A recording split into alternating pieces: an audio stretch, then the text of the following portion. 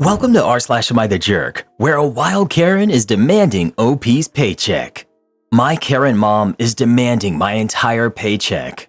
Okay, so I, 18 female, just got my first job about a month ago. Last week, I received my first paycheck, which was really exciting. One of the main reasons I got a job was to cover some of my own non-essential expenses, like clothes, stuff for hobbies, room decor, and some food, since my mother, who's 52, is a stay-at-home mom and has always been one. I didn't want to be a burden on my father, who's 56. Before I even got my first paycheck, I budgeted exactly how much I wanted to spend and what I wanted to spend it on, since I didn't want to blow all of it. My plan was to save at least half and spend the rest. I'll admit, I did spoil myself a bit. I got some new clothes, a new sewing machine, and I got my nails done. All of this was only about $180 out of the $500. However, I also gave a portion to my church, as per my mother's request. I plan to put the rest of it into savings and not touch it. My mother is terrible with money, like blow through $800 in a day type of terrible. She's also always asking someone in my family for money, like my dad or my siblings, who are 22 and 21, and usually they just give it to her. But my sister's rent has gone up and her work hours have been cut, so she doesn't have extra money to give out like she used to. My brother isn't working because he's only home for the summer. My father also has some new expenses to pay, so basically nobody has handouts for my mom anymore. So she's decided to come to me now. Since I first received my paycheck, she's been acting kind of weird. When I got it, she wouldn't leave me alone until I told her how much it was, even though I wasn't comfortable sharing that information. Then she started talking about how, in her culture, I'm a first-generation American. The entirety of their kid's first paycheck is given to the parents as an offering and a way to show thanks for raising them. I told her that it's a good thing I wasn't born when she was, so I don't have to do that. I thought she would stop, but then she brought up how it's been so long since she's had a pedicure. It's been literally 3 weeks. I said okay, and then she asked if I would pay for it. I gave her $30. That's how much our regular nail salon charges for pedicures, and she got upset and said that wasn't enough. I told her that I didn't have any more to spare, and she said I was being greedy. Okay, whatever.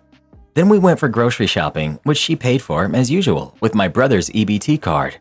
I got a few snacks and ingredients, and my food came up to about $27, which isn't bad since I share with my siblings and I cook for them. But then my mother started complaining, saying, "If you're going to eat all that, then you're going to have to start paying for it too. It's rude to try and bankrupt your brother." But I just ignored her. The thing is, it's not just her. My father is now acting like this too. First, I took a shower. I do take kind of long showers, usually about 30 minutes, but this was never a problem until now. He literally told me that if I was going to be wasting his water, then I would have to start pitching in for the water bill, and he was serious.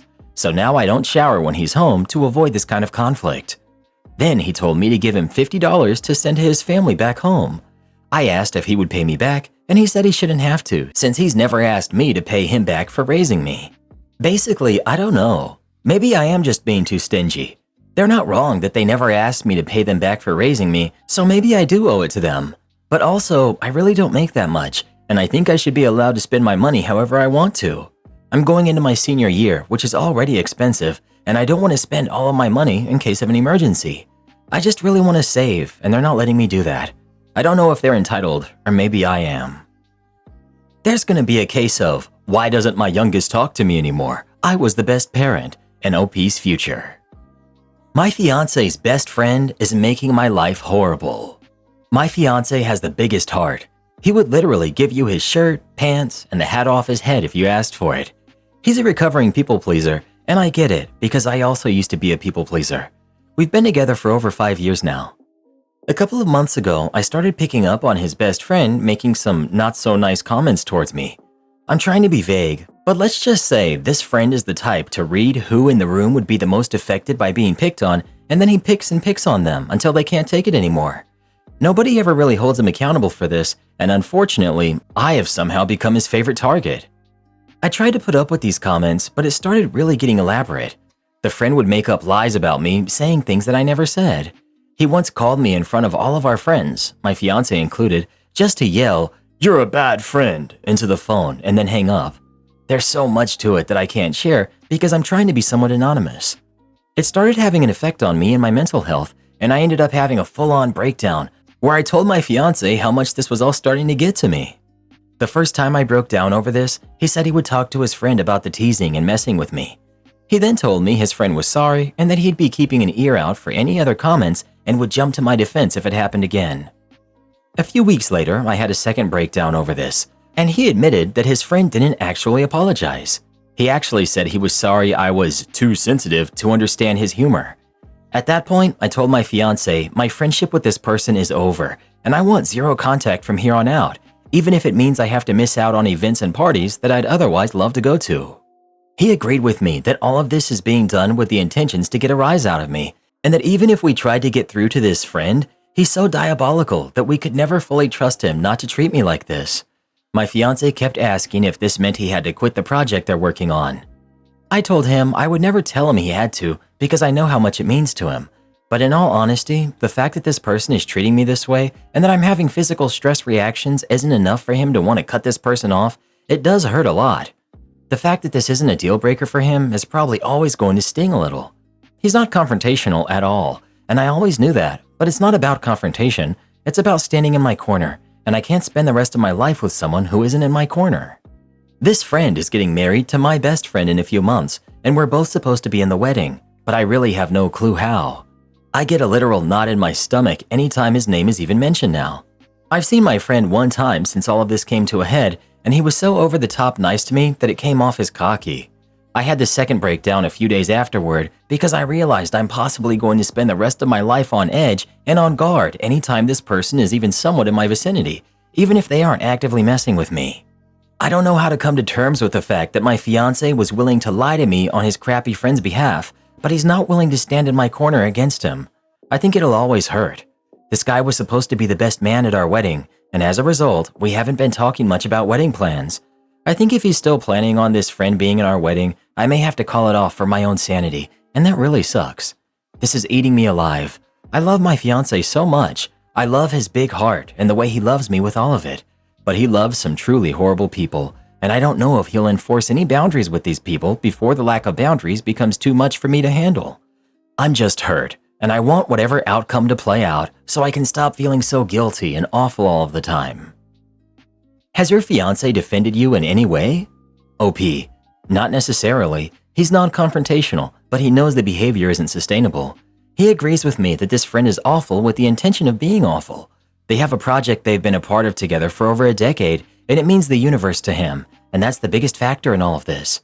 He'd more than likely have to give that up. This entire situation is horrible, and there are zero winners, except for the jerk. What does your best friend say about this behavior? OP. I have my own feelings towards what she's going through. I think she's being love-bombed and gaslit, and I've seen proof of it with my own eyes. She was there for the bad friend comment and kind of defended him. I know she's so love-struck that she's probably going to choose him, and it hurts me, but I'm trying really hard to step back in a way that doesn't totally burn my bridge with her in the end. When he gets that ring on her finger, I have a feeling he will be a different man to her, and she'll need support. I'll be there when she needs me. When told that she should just walk away. OP. I don't think I'm ready to make peace with this comment quite yet, but I hear it, and I'm trying. Right before I met my fiance, I had just cut out a vast majority of people, including one of my closest friends and a blood relative, for making me feel the same way that my fiance's friend makes me feel. It's so much harder to burn those rotten bridges when they're not yours to burn. And it's a lot easier to say that when you have no stakes in this. I'm in love with my partner, and I know that this is eating him up just as much as it is me. Trust me when I say he holds himself accountable for his role in this, and we've had many in-depth conversations about how his friend will forever be this way so long as everybody in his life enables him to be. It's hard to cut someone off even when they deserve it. I'm trying to show my fiance as much grace as I can because I know how hard it is to give up on someone you always hoped would grow out of their awful behaviors. Update. I want you all to know that my partner absolutely came through and protected me in this. We spent all this time since my last post up until last week communicating and trying to find a resolution and walking through how bad it got. He took a lot of accountability for that. This is not a case of me giving in. He understands fully that this only got so bad because it's never been handled correctly, and he had a major hand in that. There were so many more layers to this than a Reddit post could have conveyed. The bottom line is, we are closer than ever, and after a lot of talking, we decided on my partner sending a firm but not unkind message to his friend, explaining the behaviors, explaining that they were hurting his partner and that it needed to stop. He asked to write up the first draft, and we could go over it together to try to perfect it. Reddit, please know that the first draft my partner wrote was so spot on what I needed to read that it instantly shifted us into us versus the problem mode when we had been stuck butting heads for weeks. He laid everything out so clearly and in ways that we hadn't discussed, so I know it came from him. We had to tone down a lot of the big emotions. We truly gave the message its best shot to address the situation without being hostile. We knew the response would be bad no matter what, but I don't think anything could have prepared us. This man went full scorched earth and blew up everything almost immediately. He insulted my partner. He told him these events didn't happen the way I claim they do. He demanded they meet up alone with a mediator. He even threatened to reach out to my partner's parents to fill them in, which is probably the moment we stopped taking his responses seriously. All of us are almost in our 30s. If once wasn't enough, he threatened it twice. We actually had to call them and warn them that he would be showing up at their place later this week and to not open the door. There's still a good chance that he'll attempt it. We stayed respectful throughout all of this, which I feel good about. We didn't stoop to his level. We didn't insult anyone. We asked for basic human respect, and somehow it blew up spectacularly. In the end, we both received a massive wall of text from my now ex-best friend fully backing up her fiancé. We had a very awkward, intense phone conversation, and we're no longer on good terms with her either. It's not the outcome we wanted. I loved her so much, but it's very weird to feel like she never really knew who I was if this is how things ended. But we know this outcome is best for us. This person is not someone my partner could trust to have around me, and that's really all that matters. In the end, it was his decision to drop them both, and it feels like the first time he's chosen us. I feel like I can finally let my guard down with him in ways I wasn't sure I ever could again, and I feel secure knowing he's fully in my corner now. I wish them nothing but the best. I'll miss her every day, but the sadness of it all is starting to be replaced by relief that we don't have to keep playing along with everyone else's games. I'm now trying to get back in touch with people I pushed away out of embarrassment when I was in the thick of it. If you are one of those people, I'm sorry. It's all been extremely isolating, and now that it's all over, I want nothing more than to feel connected to people I care about again. I don't know about this story. OP seems to be a walking red flag. She's the one who cut off tons of people in her life who treated her the same way as this guy, treatment she was incredibly vague about. She's also upset with her fiancé for being friendly with the guy, but not upset with her best friend who's dating him. There's a lot of weirdness and vagueness that makes me wonder about OP. You know, if you are constantly surrounded by jerks, maybe the problem isn't them. Maybe it's you. Don't forget the multiple breakdowns over this guy's behavior. She's 30. Her fiancé's friend is a jerk, and she let it overtake her life. I still fail to see exactly what he did that was so bad. She only talked about him calling to tell her that she's a bad friend. She gave the story twice, scratching my head over having multiple breakdowns over that. A strongly worded letter? Holy cow. It's okay to be a man.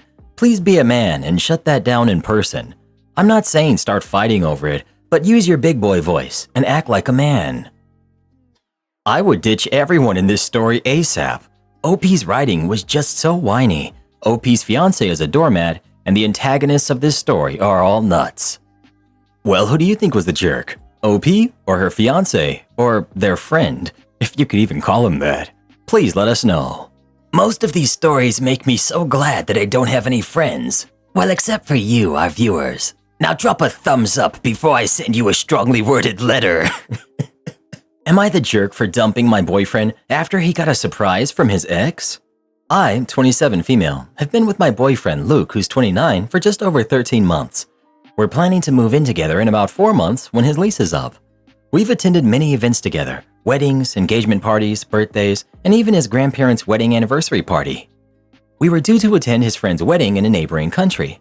A few weeks before their wedding, just as I was booking my flights, Luke told me he didn't want me to go. I asked why, and he said I would be bored. I know his friend group well, so it's not like I wouldn't know anyone. Despite many heated discussions, he was adamant. This left a bad taste in my mouth, and I felt something was off. So, 7 of my friends and I decided to go for a break at the beach while he was gone, and then extended it to a full week. My friend Jim's parents had a house at the beach less than 2 hours drive away, and the weather was supposed to be good, so we were excited. We were leaving on Wednesday and returning the following Wednesday morning, going straight into work. I didn't even bother telling my boyfriend. Honestly, it felt like he wouldn't care, and I was on the brink of breaking up with him, but decided to enjoy the beach break first. I got a call from Anna, who's 26, female, out of the blue. Anna was the girlfriend of my boyfriend's best friend, Sam, who's 29. We were supposed to travel with them. She overheard Luke talking to Sam. Sam was asking if he really wasn't going to bring me to the wedding. Luke said yes, because his ex, Lucy, had finally RSVP'd. She texted Luke and told him she couldn't wait to see him again and had a surprise for him. They had broken up 3 years ago and she lived abroad, but they kept in touch as far as I knew. Luke was convinced the surprise would be them hooking up, as this had been some kind of a running joke that they'd had when they dated. He didn't want me there messing up his chance of hooking up with her. He said it was a one-time opportunity, but he had to do it. Well, that was enough for me. I knew I would be breaking up with him, but didn't want a week of him texting or harassing me to forgive him while I was at the beach, so I held off until we got back.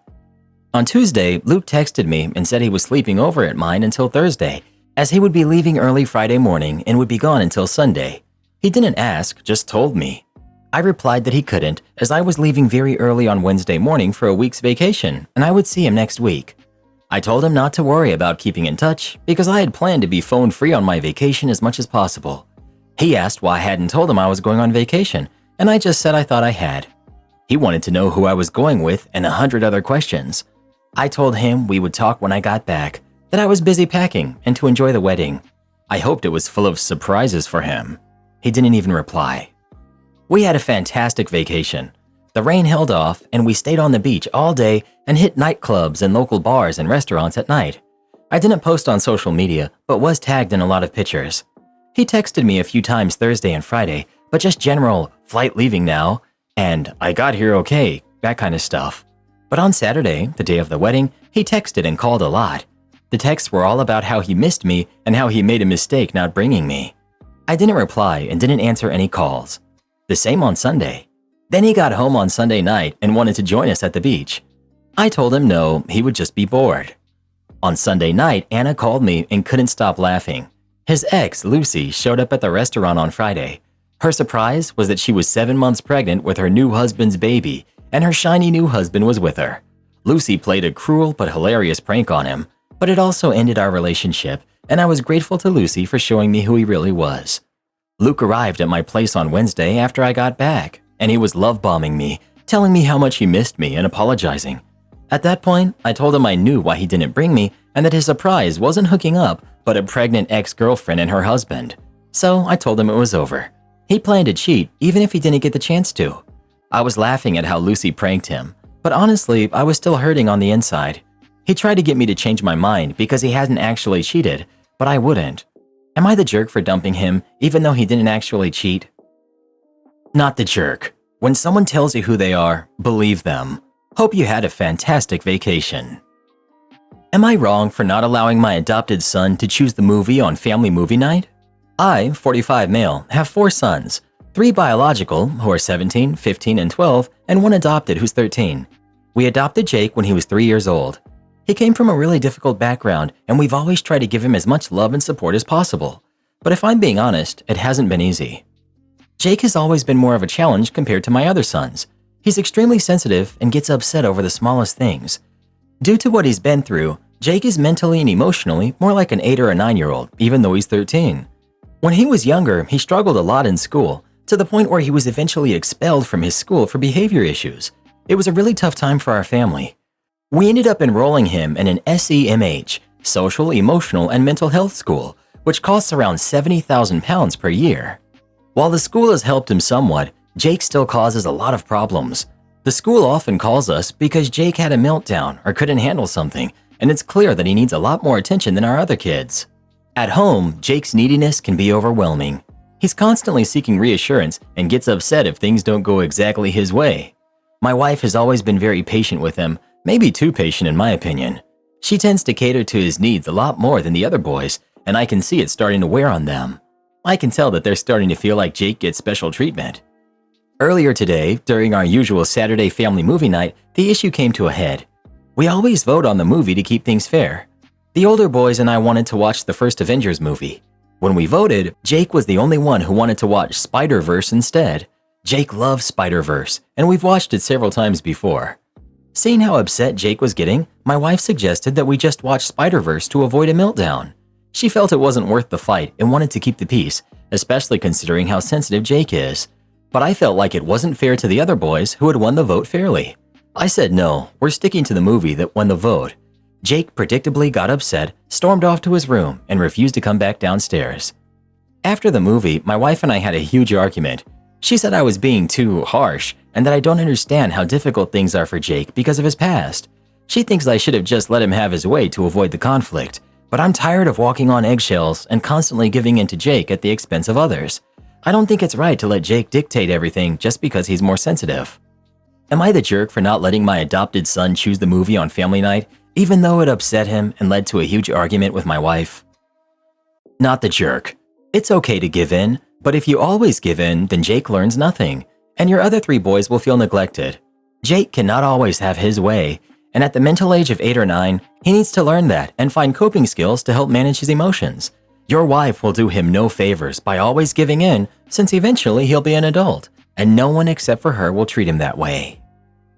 You can't let Jake make all of the decisions in the house. On the other hand, a vote seems fair, but really it isn't. If there's a majority whose tastes are in sync, they win the vote every time.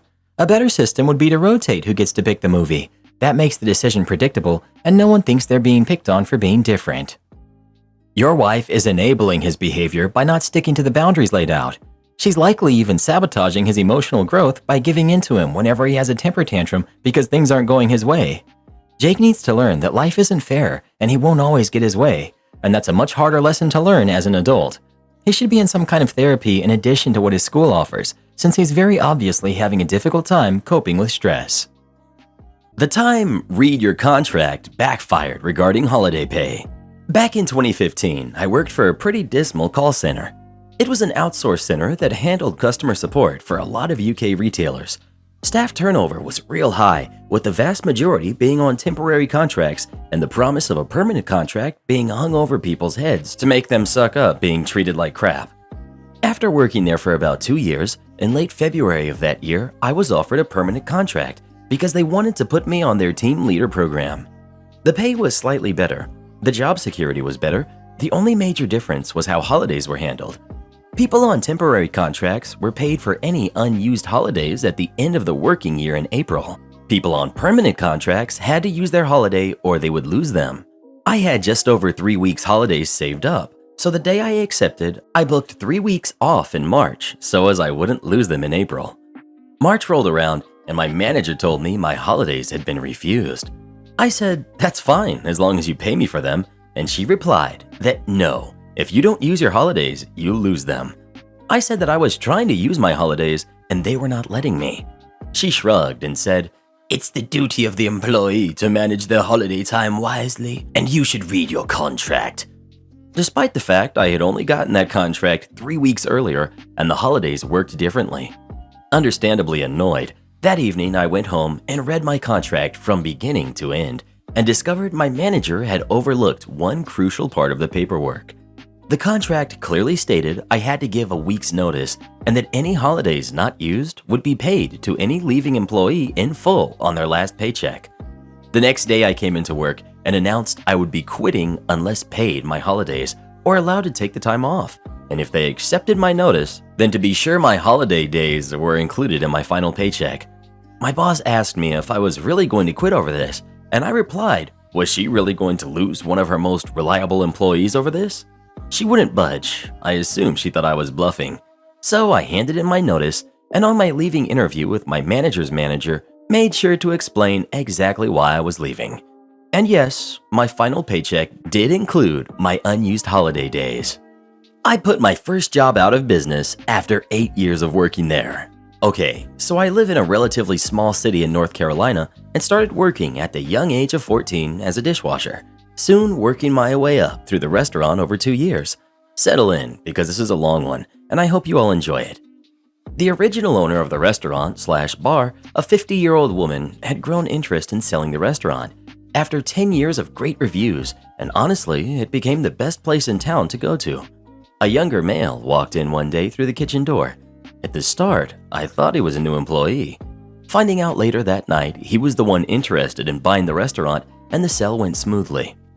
Fast forward a year, and the new owner, let's call him Herb, denied the only time I had asked for a raise. The $7.50 an hour I started on was not a living wage. He told me I didn't work hard enough when I had gone as far as to wait on tables and cook, as well as many of the cleanup, maintenance, and on top of my job of being their dishwasher. Thankfully for me at the time, my manager, who had listened through the office door, called him out on his BS. She got me my raise. Nonetheless, a few months into it, Herb let several coolers, which held meat, break down and refused to fix them or get a new one. My nice manager couldn't take getting the backlash of always being blamed for things breaking down. Herb's the owner, it was his money. He had to approve anything we did. So on the night we celebrated her 10-year anniversary of working there, she ate the cake my sister and I made her, then also proceeded to quit on the spot right after. The responsibility of management fell onto my sister, and she was forced to take the promotion with no raise or anything. She managed for 9 months, only to feel unheard. For any issue she brought up with equipment or workers, she would always be told, "No, we cannot do that." And after she had had enough trying to convince him on repairs, we were left without a manager for a period of time, and he was forced to drive 3 hours to come and manage the restaurant himself. A few weeks after, a new manager was hired, and another man was hired to be my help in the kitchen, and me being the head cook at this point in time, I taught him the ups and downs of the kitchen. And this man, he was kind and caring at first, but he was such a suck-up that I was overlooked for the kitchen manager position. The guy I loved to watch football with was in the kitchen on my phone using my speaker on the slow Sundays, changed into a brutal jerk. He would cuss at the waitresses and try to physically fight me on the daily. He and I were there to open the kitchen alone and would be joined by waitstaff an hour later. He went as far as to try to fight one of the waitresses one day when she mentioned she had heard everything he said to me before she walked in. "I'm done with your crap. You can either apologize or you can get out. OP has been here a lot longer than you, and you were trained by him, and yet you think you can disrespect him? Heck no." As he was about to get her, I bopped him in the face, and in return, I got slammed into the already broken coolers. Fast forward a few months later, and everyone sees this side of him. They realize I wasn't playing about him being a grade A jerk. Many of us had tried to tell Herb about his actions, but were met with, "It can't be that bad. He's so nice." Finally, after not being heard or listened to for so long, I began planning how to quit. I had it all planned out, and when we had the meeting, I walked in a suit, already having found a place with, at that time, my fiancé, and a new job far from home. Everyone knew I was overdressed and had questions, and I filled them in on the walkout plan, yet the mean manager was nowhere in sight. After enjoying the meeting and being called on for my opinions on how to boost sales and better the restaurant, I looked at Herb and answered sarcastically, "Oh, me? Now you want to hear what I have to say?" Getting in a serious tone now, I stand up and told him, "Why would I help a business, much less the owner of this business, better themselves when I've been blown off for months? Anything I had to tell you.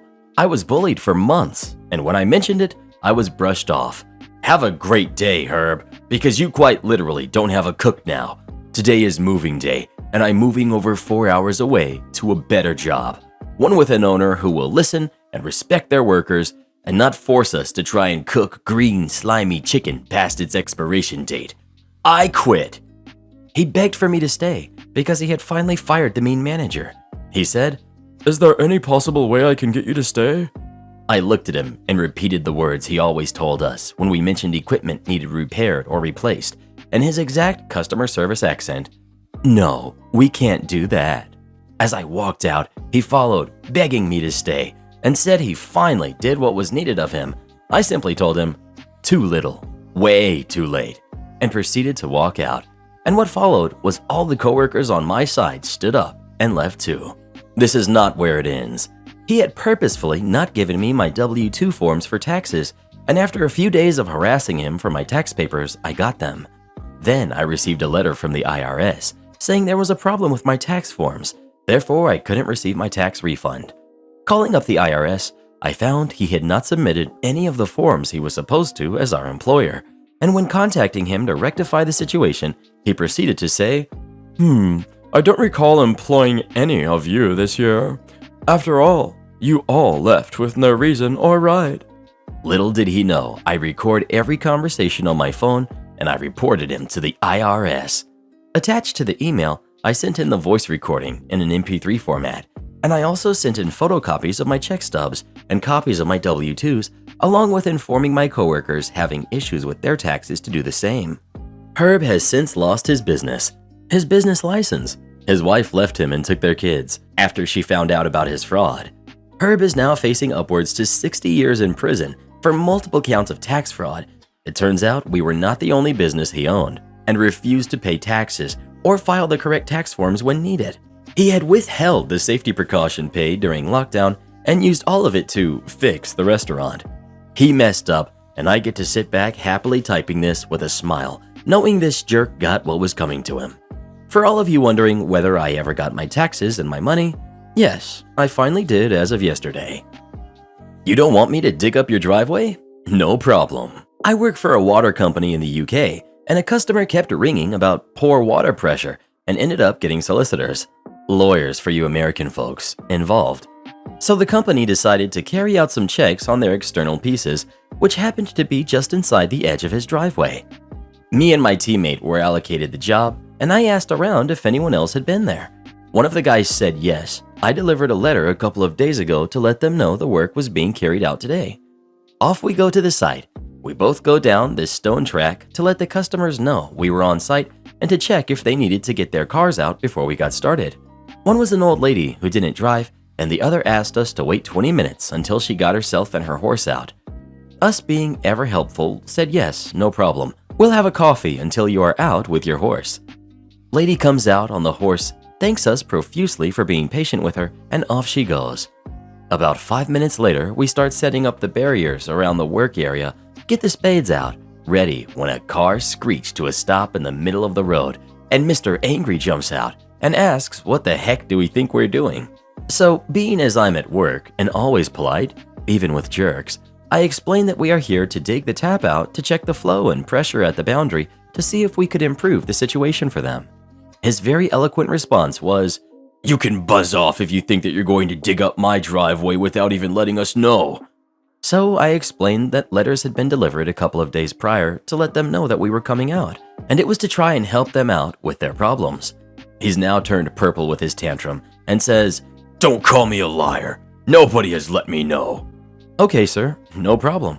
I'll pack up and move to my next job. This guy starts losing it when my supervisor's saying, "What's going on here?" I said, "This is the customer that you can hear." He says, "Pull away from the site and call me back and explain what caused that." My mate starts packing up while I ring my supervisor. Just as I start to explain to him, this guy comes to the van and says, "You can do the job now. I found the letter."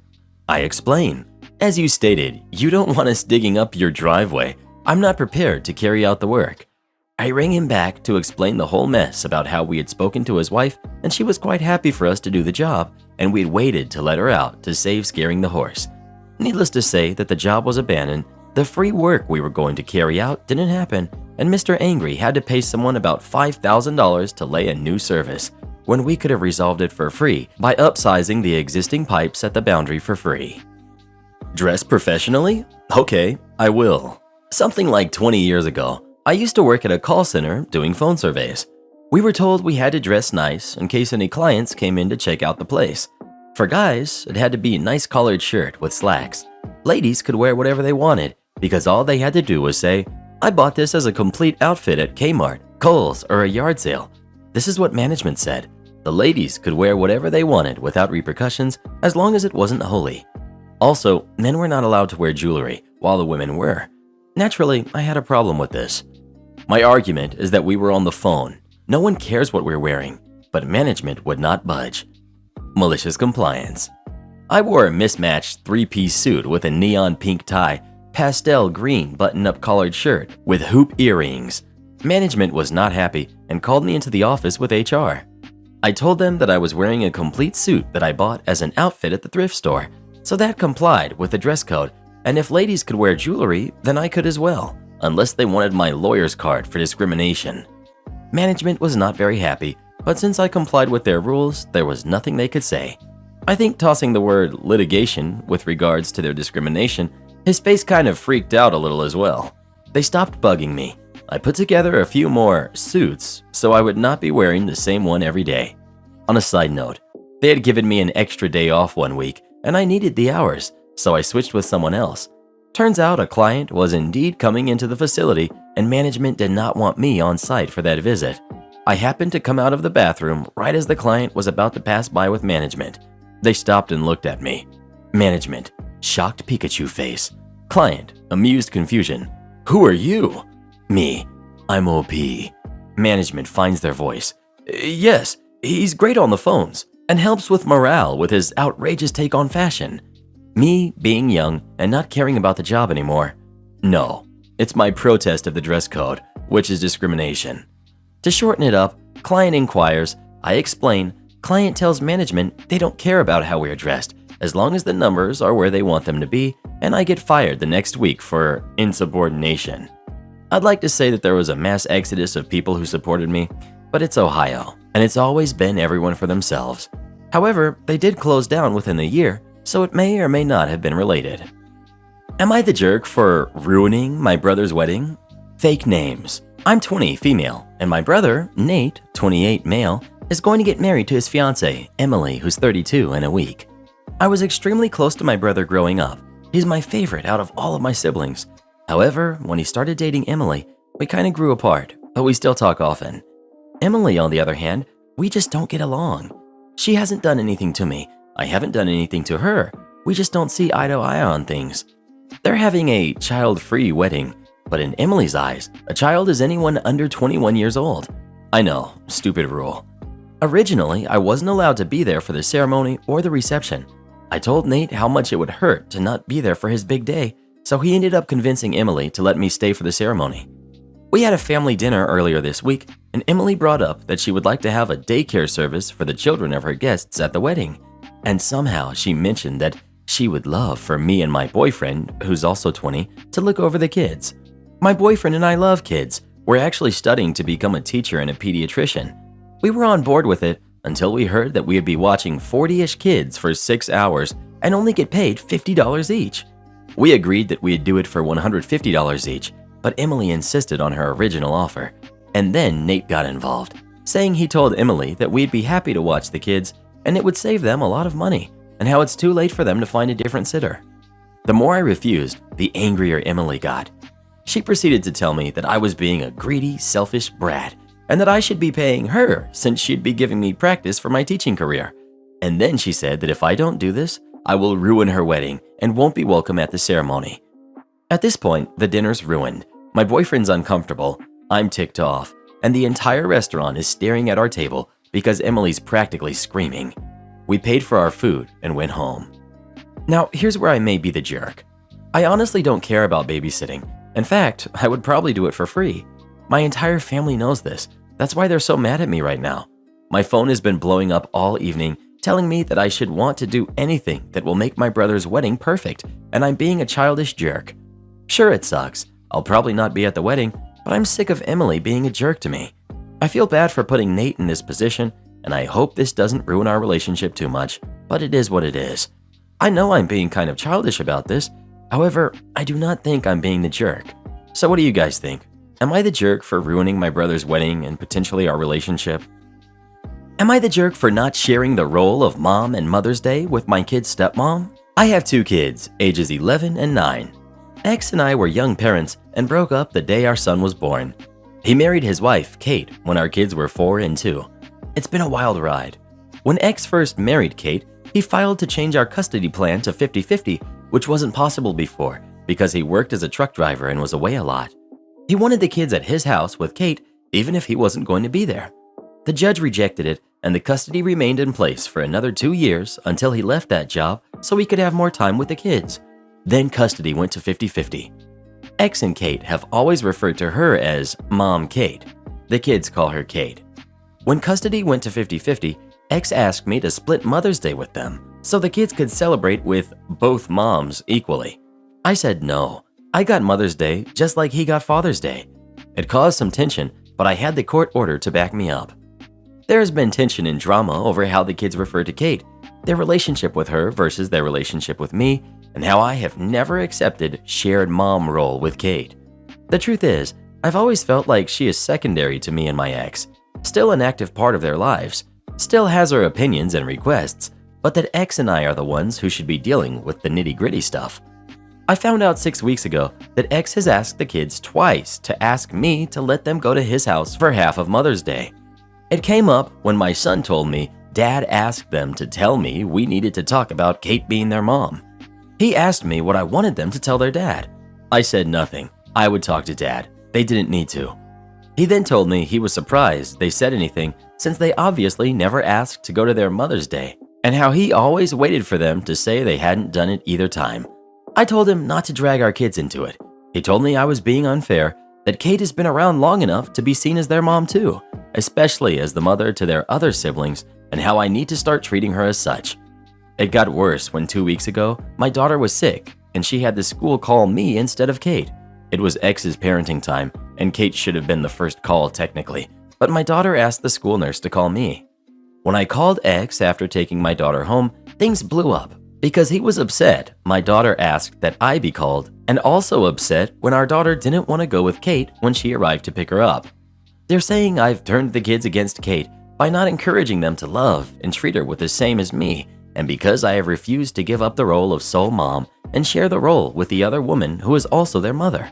It has become a very tense dispute because I don't see what I have done as wrong, but I guess what they're saying bothers me enough to wonder. Am I the jerk? This is a private residence, not Supercuts. This happened many years ago when there was a Supercuts in my hometown. Their phone number and ours were almost exactly alike, except their last digit was different from ours. Now, ours had the same 3 digits in a row at the end, think like 333 or 777, while theirs was 2 of the same digits and then a 0. Which means it was very easy to accidentally dial our number instead of theirs if you were dialing too fast. At the time, answering machines weren't as prevalent as they'd be a few years later. So when I was forced by my parents to answer the phone, instead of hello, I used to say our last name residence. That always seemed to get people who meant to call Supercuts to realize they dialed the wrong number, and I'd just say, oh yeah, theirs ends in a 0. Just dial a little slower. They'd thank me and hang up. My mom, for some reason though, still insisted on saying hello instead of answering my way, which meant she often got people trying to make appointments for Supercuts. Now, I'd say 99% of the time they'd accept from her, oh, you've got the wrong number. This is our residence. They'd apologize and hang up. One time, a kid in the army called because he had been on leave and needed a haircut before he went back. He was very disappointed he called the wrong number. Now, Mom happens to be a retired hairstylist and offered to cut his hair for free. Even told him where we lived and how to get there. I can't remember if he showed up or if he decided to just go to Supercuts instead. But one lady did not get it. She kept calling and calling and calling. Mom was the one who answered the first time and every time after. The first time, the woman angrily hung up. Then she hung up instantly every single time Mom answered the phone and said, hello. Finally, after what would have been a good 10 or 15 minutes of calling our house, she yelled at my mom, "Would you stop picking up the phone? I'm trying to call Supercuts." We got an answering machine not long after, and a couple of years later, Supercuts shut down that location, so we stopped getting calls for them. I know, not the most dramatic story compared to some on here, but I thought I'd share this old childhood memory. I hope you all have a nice, Karen-free day. Am I the jerk for continuing to sit on my porch like usual, even though my neighbor is having yoga classes in our shared backyard? So when I get home from work, I go and sit on my back porch and drink a beer or two. I just enjoy the sun and fresh air while I stare off into space. I actually share the backyard with another unit, duplex situation. The couple that lives there got permission from our landlord to use the yard to have yoga and other exercise sessions since their indoor studio space is being closed again. They have these classes around the same time because it's a convenient time for a lot of other people too. 2 times a week, Wednesday and Friday, the lesson is women's only. One of my neighbors came over after their lesson last Friday. She was very non-confrontational when she approached me. She acknowledged that I had every right to sit there and it wasn't a problem on their co-ed class days, but said that the women felt uncomfortable with my presence during the women's only classes and are no longer wanting to attend. She explained that these are their most popular classes and the ones where they make most of their money and they can't afford to lose more clients. While I understand that, I really didn't want to give up my little outdoor time 2 days a week, so I continued to chill on the porch like I always do. On Wednesday, the class was already setting up and the women were all chatting. Not long after I sat down, my other neighbor, not the same one that talked to me the first time, came over. She was a lot more stern than the first one when she asked me to wait to come out till they're done. I get a little nervous when people are mad at me, so I apologized and told her I really needed this time to unwind. She asked me if I didn't think that these ladies needed this time too, that they live just as stressful lives and need to be able to feel safe here and not like some drunk guy is gawking at them. I'm really not trying to stare at them though. I usually just stare off into space and they're right in front of my porch, so I guess it looks like I am. I also don't drink enough to get drunk, usually just one beer, although sometimes more on Fridays. Like I said, I'm not really good at dealing with people when they're mad at me, so I ended up just apologizing again. She just stared at me. Eventually she said, "I just don't get it," and walked away. I could hear both of them apologizing to the women there. In the end, most of them left though.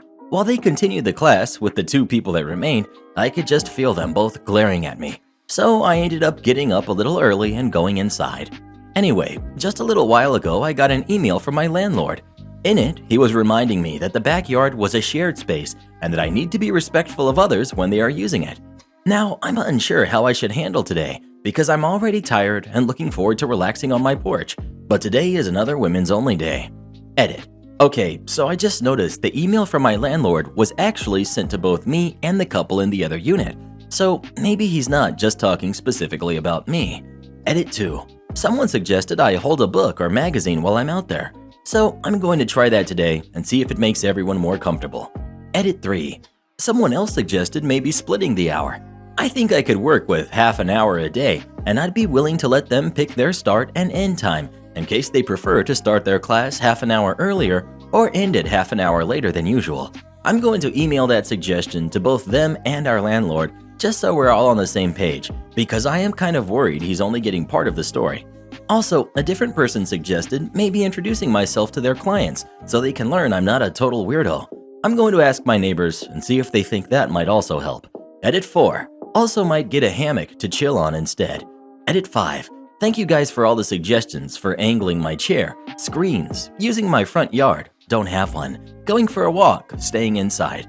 Unfortunately, I don't think any of those work for my situation for the reasons I have explained in the comments. I'm just going to stick with the suggestions I've already mentioned in my previous edits. Thanks again though.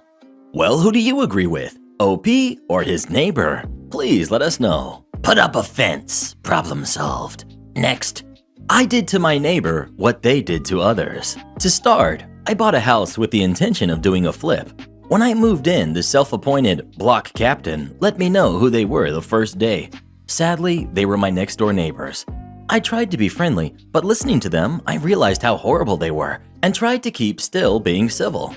My significant other kept saying, "Just wait for it to be our turn." They bragged about, through their contacts with the city, forcing people to make improvements on their houses, getting undesirable renters out of the house, and just harassing people in general. As I worked on flipping my house, the wife became a worse thorn in my side. To start, she demanded I put up a fence so people would quit cutting through my yard and scaring her. Then her and the husband demanded I take care of the weeds in the yard or they would do it and bill me. After that, a storm caused a tree to scrape their shingles and they asked for $1,200 to replace them. The tree was there before I moved in, and by co-ed, they are responsible to cut back the branches to the property line. When I wouldn't pay, they had a relative jump my fence and cut the trees down. Needless to say, I began to ignore them, so she became a constant gnat and moved on to another target. Then one day, as I was tearing down my deck for a patio, I realized she put a feral cat colony on a section of my property. I had wondered why all the stray cats were around, and I finally found out. I reached out to the city and demanded it to be removed, but they said she followed the law on getting it in place. As I tried to get it shut down, she began unhinged behavior, from standing in her window staring at me, yelling out the window at me, to hitting the fence with items to scare my dog. Here is where my revenge started. I started by filing an HRO, harassment restraining order, against the wife and had it granted ex parte with the evidence I provided. Of course, she contested, as it was defamatory to her character. Before the hearing, the husband tried to physically intimidate me, so I filed one against him and it was also granted ex parte. In the hearing, it came up that there was an HRO against the husband as well. They dodged being served until I had it published as a means of service. I started to make complaints about them and their house. Also, I made police calls when necessary.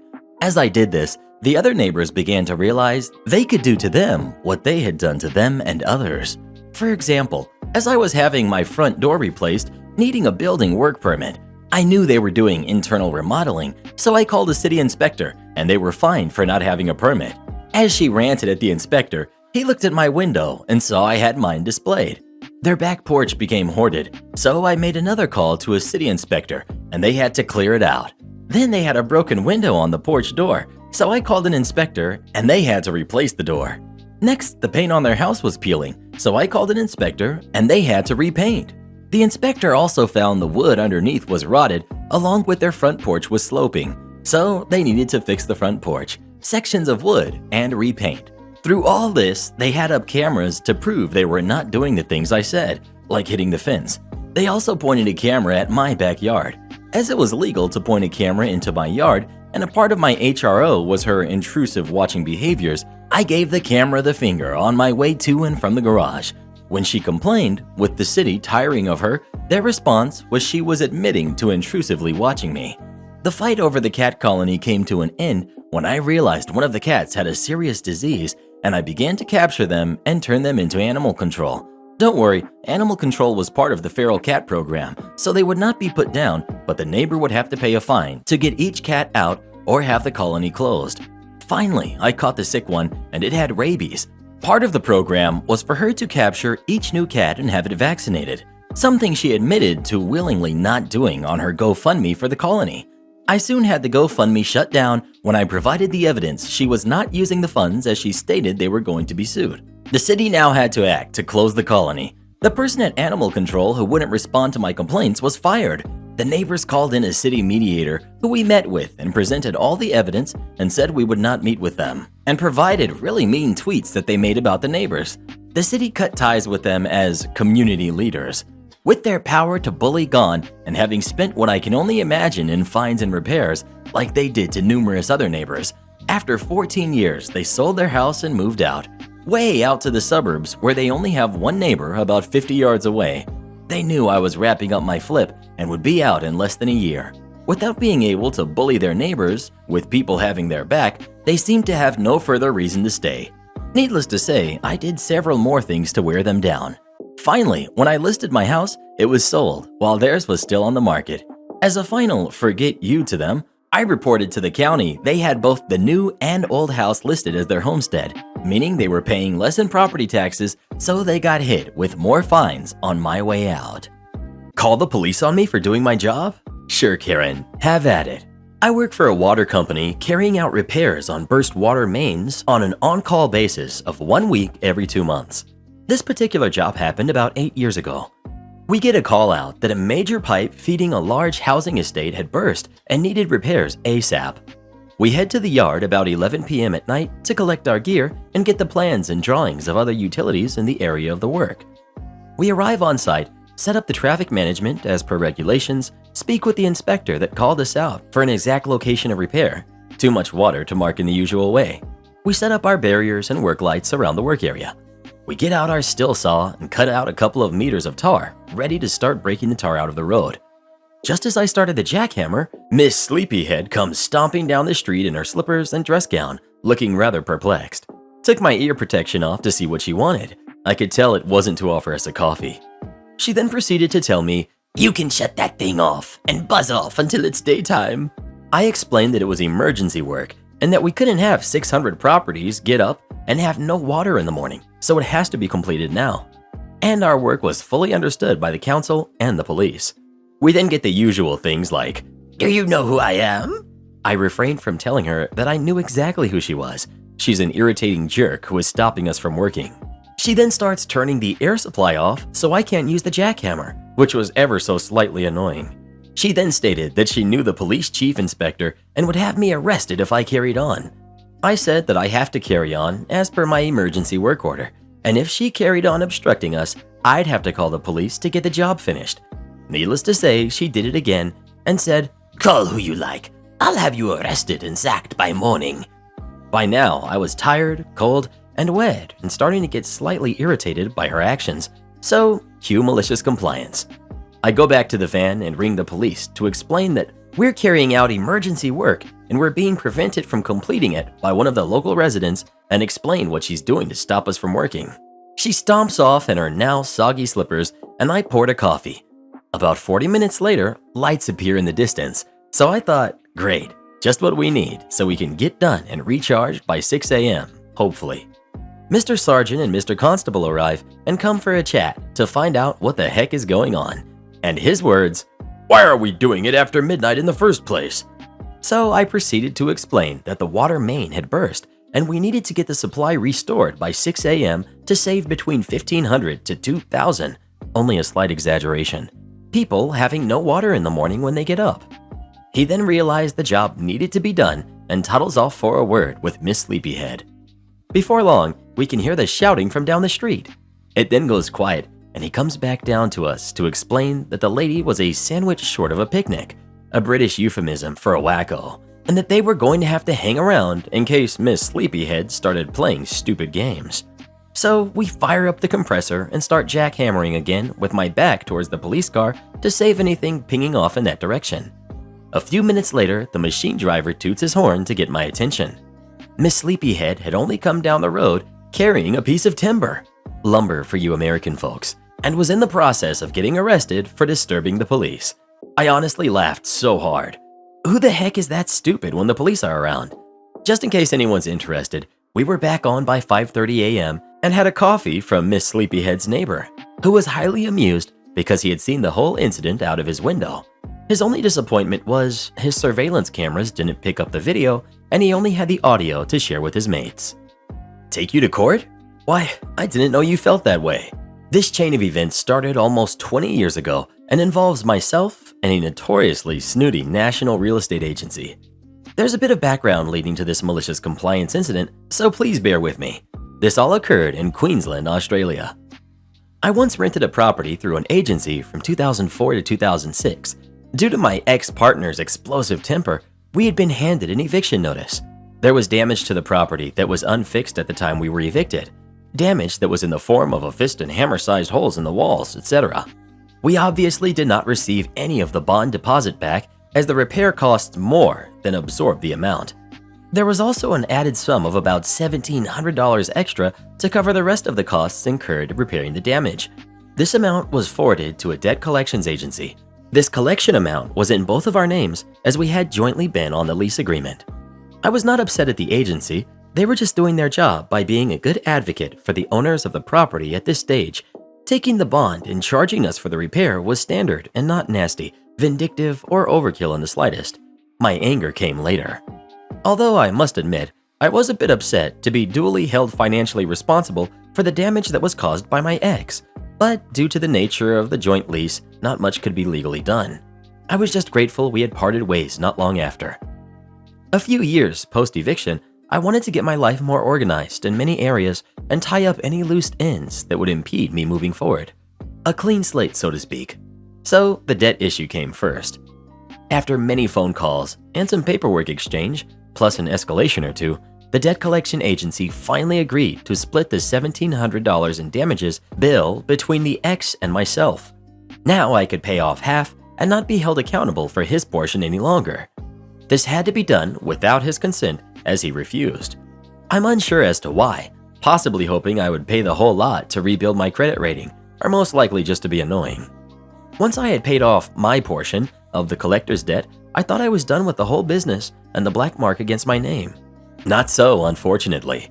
It turned out that the state I lived in had a blacklist that real estate agencies and lessors could add tenants' names to. It's called the TICA list. All they needed was proof that the tenant had behaved in a bad enough manner regarding renting of a property to warrant being listed. Due to the fact we had been evicted, the damage, and also owed arrears to a debt agency for repairs, we unfortunately qualified.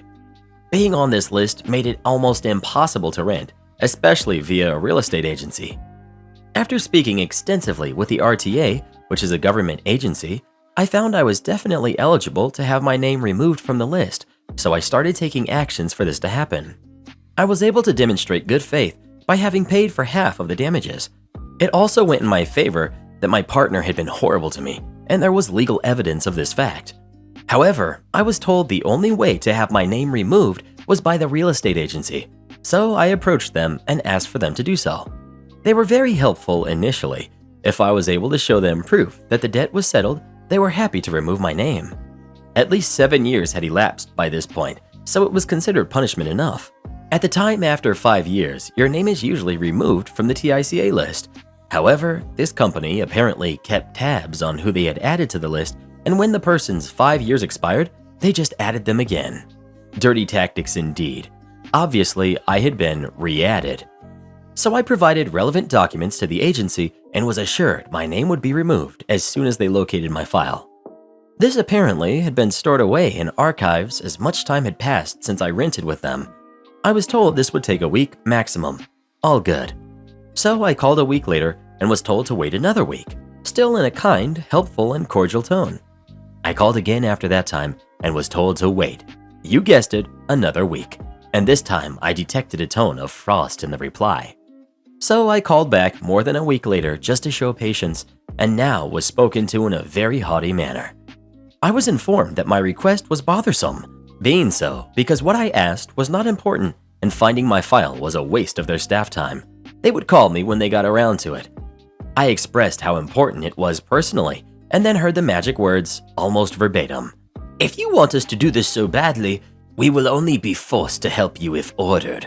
Perhaps you should take us to court if you can't be patient. Goodbye." String me along?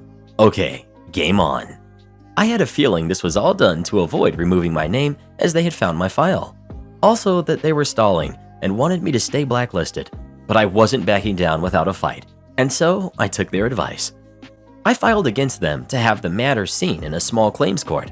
It cost me $35, which would be reimbursed by the agency if I won. I didn't have anything to lose, and I wanted them to know that not all people will hold indefinitely or continue to be unjustly punished for longer than fair. It was listed to appear in about 4 days from filing. As soon as they received the court date paperwork, I was suddenly bombarded with phone calls. How dare I take the agency to court when they were working their hardest to find my file and help me? Doing my best to sound apologetic for taking their advice, I thanked them for their suggestion, as it seemed there would now be a time frame, at least for the matter to be dealt with. On the day of court, I had 3 sheets of paper as my sole evidence.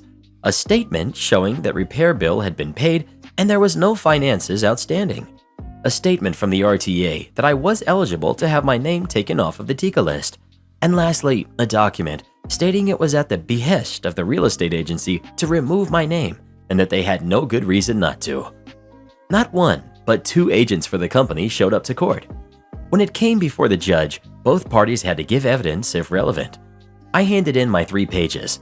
Seeing them pass the judge a thick folder of paperwork, including photos of the property damage, was rather amusing considering they supposedly couldn't find my file when last requested.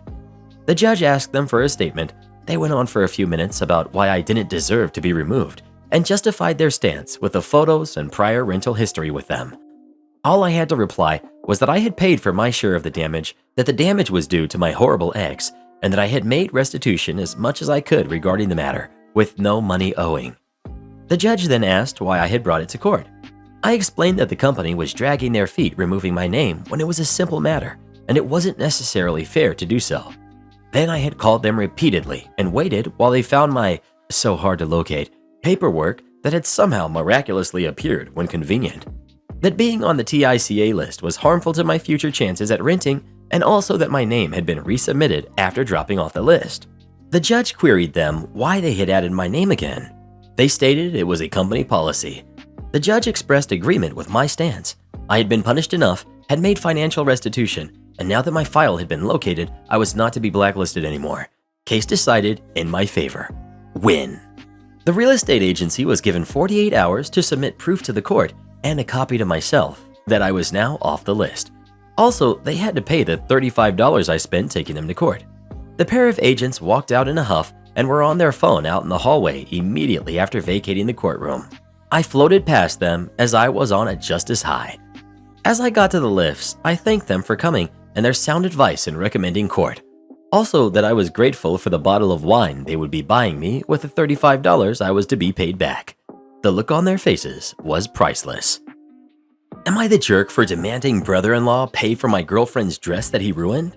I'm 23, male, and my sister, who's 26, recently got married to one of those "it's just a prank, bro" guys. The guy is hysterical. He laughs at any and everything that he lays eyes on. He jokes, teases, makes fun, and pulls very, very nasty and cruel pranks all the time. It's like he has no filter. Some said he's ill, especially after he started telling jokes at his own father's funeral and almost caused my sister to get hurt from his "count the stairs" prank. Me and the family got our fair share of his ridiculous pranking campaign, and we've had enough, but to him, it's not enough apparently. The kids love him and say he's fun, so that's one positive thing about him. The wedding was days ago. Once he learned I was bringing my girlfriend, who he teased and pranked a couple of times, he started making comments about pulling some funny pranks at the wedding. I told him I won't react well, and he can do with this info what he will. He just laughed me off, ha ha ha type of laugh. Then I didn't see him till the wedding. After the ceremony, and while the guests were eating, he saw me and my girlfriend standing talking to several guests and mutual friends, and he approached us with a glass of milk in his hand, no idea why he had it, and kept commenting on me and my girlfriend. He invited me to propose to her right then and there, so the memory of my proposal will always be overshadowed by his wedding. Then said, "Relax, just a joke, bro," then laughed. My girlfriend was standing next to me in her $320 dress when my brother-in-law pointed to the left and shouted, "Look, there's a dog over there." Me, my girlfriend, y'all shouldn't have looked. Me and my girlfriend looked to the left, and the next thing I know, he threw milk from his glass on her dress. It was a blue dress. My girlfriend was so shocked, she froze. He started laughing, saying, "Gotcha." I was stunned. Then I asked what the heck he did that for. I lashed out at him as my girlfriend rushed to clean up, and I called him obnoxious and mean because he shouldn't have done that. He said he was just messing with us, and my girlfriend should feel lucky for being served milk at a wedding. But my girlfriend was being too uptight and couldn't take a joke. She left looking angry and didn't respond to my calls. I was livid. After my argument with my brother-in-law, I left. The next day, I called him and my sister about what had happened and told them I'm expecting him to pay $320 for the dress he ruined.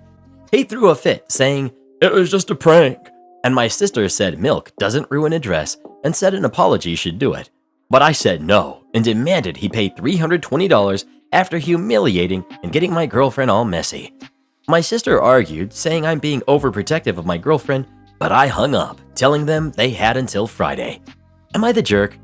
ETA, my girlfriend doesn't work. Her parents paid for her dress, and so they're equally upset as her, if not more. My sister said my girlfriend and her parents shouldn't be spending that much on a dress if they can't handle the possibility of it being ruined by any chance. ETA 2, my girlfriend is 20 years old. I offered to get the dress cleaned, but she said she no longer wants it due to the bad memory attached to it since she wore it for the first time that day.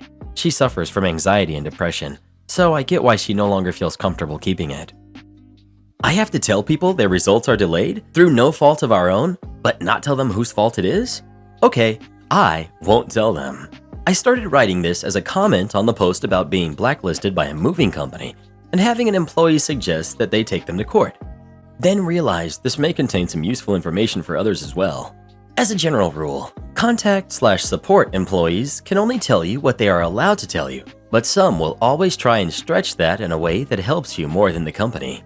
When an employee tells you to consider the legal route, that may be because they know from experience that only the people who do that get what they want from this crappy company. Now, about my malicious compliance story.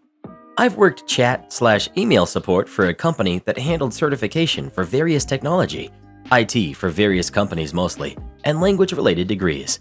The companies that held the actual exams were supposed to send us the candidate's answer sheet either by scanning or by mail. Some of them chose the mail option for some reason. There were multiple choice answer sheets. Scanning them would have worked fine, which meant results would be delayed for weeks until we received them. Also, unhelpfully, our company policy mentioned that results become available after 48 hours, failing to disclose that it meant 48 hours after we have received the answer sheets. This led to a big number of people coming to us and asking why their results were delayed. But icing on the cake, our company wouldn't let us say that the delay was due to the company that held the exams sending them by mail. So what was supposed to happen is, Customer asks, "Where are my results? It's been 48 hours." We say, "We will have them within 48 hours of receiving your answer sheets." They say, "But it's been this many days or weeks." Or, "I talked to the exam company and they said they sent them and to talk to you." And we keep repeating the same response like robots. So what I did was give them a simple piece of advice in addition to the usual message over chat. Since you're not getting a concrete response from either side, write one email, put both companies as receivers, and force them to give you a response while holding each other accountable at the same time. The result was pretty funny, honestly. Most people's response was, "Huh? I think I'm gonna do that actually. Thanks." And shortly after that, we would receive an email with the exam company CC'd, asking why their answer sheets weren't delivered and when their results would be ready. We obviously responded with, "We have not received your answer sheets yet. We will have your results within 48 hours after we do," leaving the other side forced to answer why we haven't received them. As you can imagine, learning that their results were delayed because the actual sheets of paper were being sent from mostly India and the UK to Greece, that's where our headquarters were, made people very angry. And not only them, but also the companies that hired them, who are usually the ones sending their employees en masse to get certified on new IT-related standards and had been led to believe that these delays were unavoidable. Sadly, I left the position before I could see the full-scale results of my actions. Though my supervisors expressed their displeasure at my actions before I left, they couldn't exactly penalize me since I didn't break any rules, which felt pretty good. But I believe some of the companies hiring a big chunk of the test takers in those countries started sending them a competing exam hosting company instead, which also used my company for certification, so my actions didn't harm my employers, only the people who thought it acceptable to mail easily scannable answer sheets in 2019. I can only hope that kept going after I left. On a brighter note, in the span of 1 month, I got a better paying job at an equally crappy company. Left that one exactly after my paid training ended and moved to Norway to study at a university. Hopefully, I won't have to work support for crappy companies anymore. But others will, and maybe they don't like being jerks to people either. So keep that in mind when you contact them and see if they're not trying to help you covertly. Am I the jerk for putting my neighbor's stroller outside in the rain on purpose and telling her to grow up? I know it sounds bad, but hear me out. Me and my 2 roommates, have a problem with our upstairs neighbor. We live on the 2nd floor and they have the 3rd floor. We share a hallway with stairs. She's a stay-at-home mom and has been living there with her family for over a year now, husband and 2 kids, who are about 8 and 1. During that time, she has always had the stroller on the bottom of the stairs and therefore blocking our way in and out. It leaves a 15-centimeter gap to squeeze through. I've twisted my knee on multiple occasions trying to get in or out. I have asked her many times if she could fold the stroller so we can all come and go without problems. She has always come up with an excuse for not doing so. Being a mom is hard, etc. In the last few weeks, they put a scooter in the hall too, which makes the space to squeeze through even smaller. Besides that, they make a lot of noise and leave food scraps in the hall. We are very easygoing and don't complain about that. There would be no use talking to her about it anyway. They, however, love to complain about the dog hairs on the stairs, even if it's just 1 hair. I always clean up after my dog and vacuum too. Last week I hurt my knee again and I got fed up trying to deal with them and decided to start putting it outside. After talking to some people, I decided to try and talk to my neighbor one more time. I asked her if she would be okay with putting it outside because she doesn't fold it and we can't get past it and I injured myself again. She told me that's okay. That was 2 days ago. Yesterday I got home and it was in the hall again and I got angry and put it outside. It was raining and had been all day and would be all night. I knew it would be soaking wet and that it would make her angry. Now she came to my door angry because she put her kid in it before it had dried. I reminded her of our conversation 2 days ago and she told me that the agreement wouldn't hold up during rain. That is when I got angry and I raised my voice and explained how rude they are/have been and that we never complain and only ask for one thing. She told me it's my fault and that I can't do this. I responded by telling her to grow up and take responsibility for her actions and have her landlord contact me because I'm done with her. I'm a very non-confrontational person and I feel bad for yelling at her, but I'm so done trying to be nice and not getting anywhere. Am I the jerk? Edit. I want to thank everyone who came up with suggestions and/or advice. I really did not know what to do anymore or where to go for help, but there has been some really good advice in the comments. Update. I have contact with the fire department. They themselves cannot do anything in this situation. They did explain that this is illegal. They did tell me where I can get help, in this case the city. I also contacted the local cop who deals with problems in the neighborhood, and they will call me back within 2 days. Would I be the jerk for ignoring a wedding dress code? Husband and I have been invited to attend a wedding next month for friends of ours. On the invitations and the wedding website, the couple specified that they want fun, celebration colors only, and therefore no wearing black. This was a bit annoying because I prefer wearing black, especially after the last year and a half. I've put on weight like most people, and most of my formal dresses are black, but I decided to suck it up, and I've been searching for a new, colorful dress to wear that night. With that being said, however, I came to find out from the MOH that his rule applies to everyone, and that the couple expects suit-wearing guests to wear non-black suits. With that being said, however, I found out from the maid of honor that this rule applies to everyone, and that the couple expects suit-wearing guests to wear non-black suits. When my husband and I got married, we paid for him to have a custom-made one, so he'd have one to wear for future events.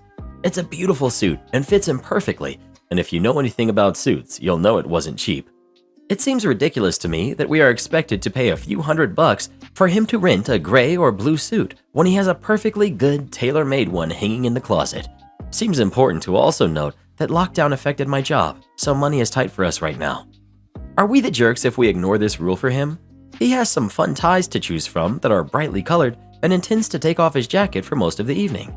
In my opinion, the bride will be so busy enjoying her day she won't even notice. But I've never been invited to a wedding with this type of rule before, so I'm not sure if we're being jerks. Edited to add. He also has colored shirts and plans to wear one of those with a fun tie. It would just be black pants and then his black jacket for the ceremony, which is outdoors, in November. Send heat, please. Then he was going to take it off when we moved inside for cocktail hour. Second edit. The mean DMs are a bit much, guys. This isn't that serious. Last edit. First of all, yes, it is expected that men wear a suit and tie. Found this out from maid of honor. Also, thanks everyone for your input. Please be kind. Some of the comments are mean. Not just to me, but either about my friend or to each other. My friend is a good person and I love her. The world sucks right now. Let's not make it worse. Have an amazing day. Last edit, I swear. Thanks everyone so much for the advice. Thrift stores didn't even cross my mind. I'm going to check there and also send a preemptive message to the bride asking if we can still attend if we can't find anything for my husband. If she's not okay with that, I'll sit it out and send her a gift anyway. Thanks again, and I hope you all have a great rest of your evening. Am I the jerk for excluding my nephew from my son's birthday party? My brother, his wife, and 5-year-old son, my nephew, have been living at my parents' house since 2019 because of financial issues. My nephew's spoiled. He misbehaves and gets away with everything. Throws epic temper tantrums if things don't go his way. I have an 8-year-old son, and every year when his birthday party is over and everyone gets ready to go home, my nephew collects the gifts my son received and throws a tantrum till we let him go home with them. My sister-in-law spent about an hour complaining about their financial situation and trying to convince me to let my nephew keep all the gifts because he saw them. I tried to hide them in another room, but my nephew got access. I suggested making a list of the toys my son received so my brother and sister-in-law would buy similar stuff for my nephew, but they'd end up leaving with them. My son would feel devastated and sad afterwards. Not just that, but in a matter of a week, we'd visit my parents' house and see most of the toys destroyed. This year, as my son's 9th birthday rolled around, my husband straightforward said, "Listen, I don't want what happened in the past couple of years to happen again. It's time we put an end to your brother and his wife's enablement. Your nephew shouldn't be invited if you don't want issues at the party. I'm just letting you know, if they bring him anyway, I'm taking the party over to my parents' house 3 hours away." So I called my brother and let him know that he either leaves his son at home and attends my son's birthday with his wife, or not attend if he didn't want to.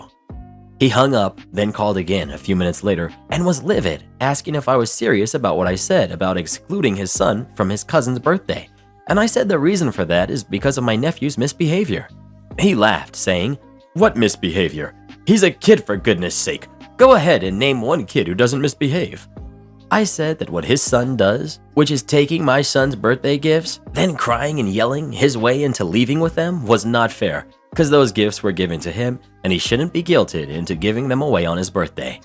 My brother started talking about his struggle to buy his kid new toys, and said him and I should encourage the kids to share. I said no, because everyone deserves to receive gifts and not be expected to share or give them away. I said he and his wife are welcome to attend, but my nephew isn't.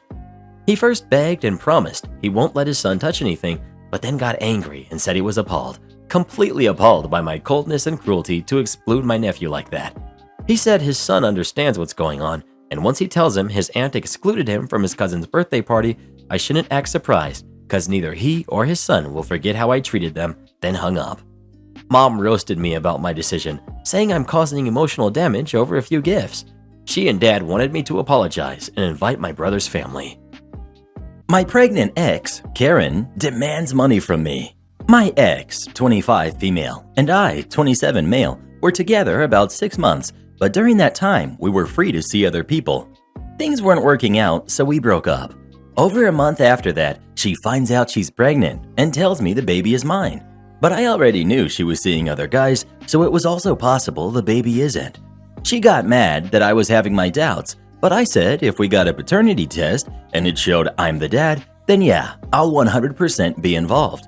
My ex didn't want that, and she'd rather wait until after the baby is born to get a test done, so I said that's fine, it's her choice, but I won't get myself involved unless I know the baby is mine. Like I already know, I could be set up for child support if I start helping out now, and then later it's revealed I'm not the father. I live in the US and have heard this stuff happens a lot. I'd rather not even risk it, you know? She's about 8 months now, and I have started saving up money, reading up some books, making shopping cart lists of baby clothes and furniture to buy in case I am the father. So it's not like I'm not preparing for this at all. So right now, money is tight with her since I know she's only working part-time. She doesn't have the money for a baby bassinet or clothes because she practically lives paycheck to paycheck. She started asking to let her borrow money for baby stuff, but I've told her no. As far as I know, she doesn't have other family she's close to, and friends are the same as her with money. But I already said I'll start giving her money and helping out once I know her son is mine. Otherwise, I'd rather not get involved. I've even told her to reach out to the other guys who could also be the dads, but she said one is even more broke and the other she hasn't been able to contact. So for right now, seems like I'm the only one actually able to offer financial support. We have a couple mutual friends, and I'm getting crap from them because they know I have the money to help out. She could be the mom of my kid, so the least I could do is provide. They say they would if they had the money. Since I do have the means and this baby could be mine, I should already be helping. They have a point. The baby could be mine, and I'll be happy to help out once I know he is in fact mine. But everyone else is seeing it as I'm being too cold and inconsiderate. I don't think I am, but want to know what others believe. Am I the jerk? Well, what do you think? Is OP the jerk for not giving money to his pregnant ex whose baby might not even be his? Please let us know. How about we stop making babies when we don't have the financial means to support them? Like that's ever gonna happen. Karen would not move her car, so I made her cry. My dad drove me, 30 male, to the train station earlier today, and when he dropped me off, he parked in a disabled spot. He is disabled with a blue badge, but you wouldn't necessarily be able to tell just by looking. I could see my dad's car from where I was waiting for the train and noticed he hadn't moved for a minute. On checking, it was because this man and woman, both in their 50s or 60s, were going back and forth unloading some gardening supplies, and they had parked behind, blocking men. Assuming they didn't realize he was wanting to get out of the space, and Dad's completely non-confrontational so wouldn't say anything, I asked them to move. The guy said, "We're only going to take a few minutes, so we can wait." I responded, that doesn't really work, as they're blocking someone in who needs to leave. The guy's response was, "Well, you're clearly not disabled, and he doesn't look disabled either, so it doesn't matter if I'm blocking a disabled spot," before he walked back to get the next bag from his car. This really ticked me off, and is the first instance of seeing someone in person not respecting a disability. Plus, it's my dad, so it hits close to home. The woman then came with a bag, and I repeated the request to move, and she said that we can wait and it's not a real spot they're blocking, which didn't really make any sense. At that point, I was pretty annoyed and told them it doesn't matter if they're going to be 30 seconds or 10 minutes. They're blocking a disabled spot. And also, it doesn't matter if you can see the disability or not. If someone is in the spot, then assume they're disabled. She responded that she doesn't want to have this conversation with me, but made no effort to move the car. So I said a bit more angrily that I don't care if she wants to talk or not. They need to move their car as they're blocking a disabled person, and whether they see it or not, the disability is real. The woman then goes, "I know disabilities. I work with disabled people." I quickly shot back, "Well, I feel sorry for the people you work with, as you clearly have no idea and you aren't capable of doing that job." Finally, the guy walks off and moves the car. Dad leaves and the woman looks like she's about to cry, so I walk back to wait for my train. Wondering if I'm the jerk, as my reaction was more emotional, and a ticked-off 30-year-old guy saying something like this to an older lady who didn't want to engage in conversation may have been scary for her. Not that I was in any way threatening, but I feel it was deserved. Info: as there's been a couple of similar comments, this might be helpful. My dad did get out of the car and didn't just drop me off. He pulled in and got out of the car to say goodbye, a hug, etc., and would have struggled to get out of a normal car parking space as it's too tight and issues with movement. I think he had originally planned to come to the platform with me, but I told him not to worry about coming all the way. There was an area he could have pulled into to just drop me off, but as he was getting out, the space was more appropriate. Also, there was another free disabled space to the side, so him being there wasn't preventing another disabled person from parking at that time. You want your forgery document sent to court? Sure. I work at a translation office.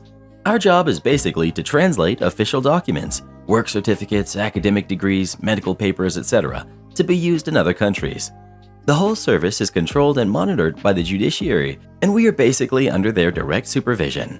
My boss had to be directly certified by the court. Some countries also require our translation to be double certified by the local court and/or the Ministry of Foreign Affairs. It's pretty routine work most of the time, but since these are official documents, there are a lot of rules we have to follow, like what documents can be issued at official translation and how much we are allowed to charge, down to the smallest pennies. My boss is usually a super cool guy and does all he can to help people who come in, sometimes even refusing pay from people who can't afford it, even though he still has to pay the tax for the income since it gets registered in the system. Now, this is actually something my boss did. I fully agreed with him, but it wasn't my call to make. Last week, some guy, let's call him Mr. X, comes in and brings us a bunch of documents to translate, including work certificates, his academic diploma, and transcript of his grades, and some other stuff. He brought them in 2 batches, so by the time we received the second set of documents, his first was already translated and double certified by the court and Ministry of Foreign Affairs. His grade transcripts were in the first batch. His diploma was in the second batch. This will be important later. At first, he refused to give us his diploma, saying that his mother had hidden the document to prevent him from traveling abroad. Not the strangest thing we've heard, so whatever. But we kindly inform him that we are not allowed to issue a translation of copies and have to at least see the original document. So does the court and the ministry. So he goes and gets it a couple of days later. Now, as I was the one in charge of his translations, and the moment I picked up his diploma, something felt off. It was too heavy. I actually had to check several times to make sure it wasn't 2 or 3 documents stuck together. A closer examination showed that a post stamp attached to the back was not real, but instead a copy. Strange. I call my boss, since now I'm sure this is a forgery. He comes, checks the document, but it's really strange. These documents have foreign prevention measures like holograms, UV light-sensitive prints, and most of them are in order except the stamp in the back and the fact that the photocopy looks strange. At this point, I just suggested calling the cops and letting them deal with it, but my boss, the good guy that he is, didn't want to get the guy in trouble and said he wasn't 100% sure, more like 90% sure. So he had someone bring it to the court to check, but instructed that person to be discreet, get their opinion, and get out with document, not leave it there as evidence. So they did just that. Within the hour, the document was back in our hands with a suggestion from the court official that we probably should treat it as a forgery. Hearing that, my boss decides to get the fake diploma to the guy and send him away, as long as he brings us the translation we issued for his grade transcripts, which was for the same course as the diploma, so was probably fake. He even offered to pay back the money he paid just to get the translation to us, get your things, and go be a criminal somewhere else. Pretty lenient if you ask me, but it's his business, not mine. The next day, we we get a call from the local court asking us why we are refusing to send the document belonging to Mr. X to the court to be certified. Turns out the guy had gone to court and filed a complaint against us because we refused to do his work. So now my boss is upset and does just as Mr. X wanted, sends the forged diploma to the court. They, of course, immediately can tell it's a forgery. They seized it, opened an investigation against Mr. X, and now he is on the hook for multiple crimes, some of them with serious jail time. The court also asked us to give them the serial number for all of the documents ever translated under this guy's name. Everything, including ID documents, work certificates, everything, so that they can contact all embassies and warn them about the possibility of forgery, which probably means the guy will be blacklisted in every country that matters. My boss made some excuse at first about not having all the serial numbers ready, but then Mr. X came in Monday with his father and issued some strange threats. So the next workday, all the serial numbers were at court. We also didn't have to pay his money back.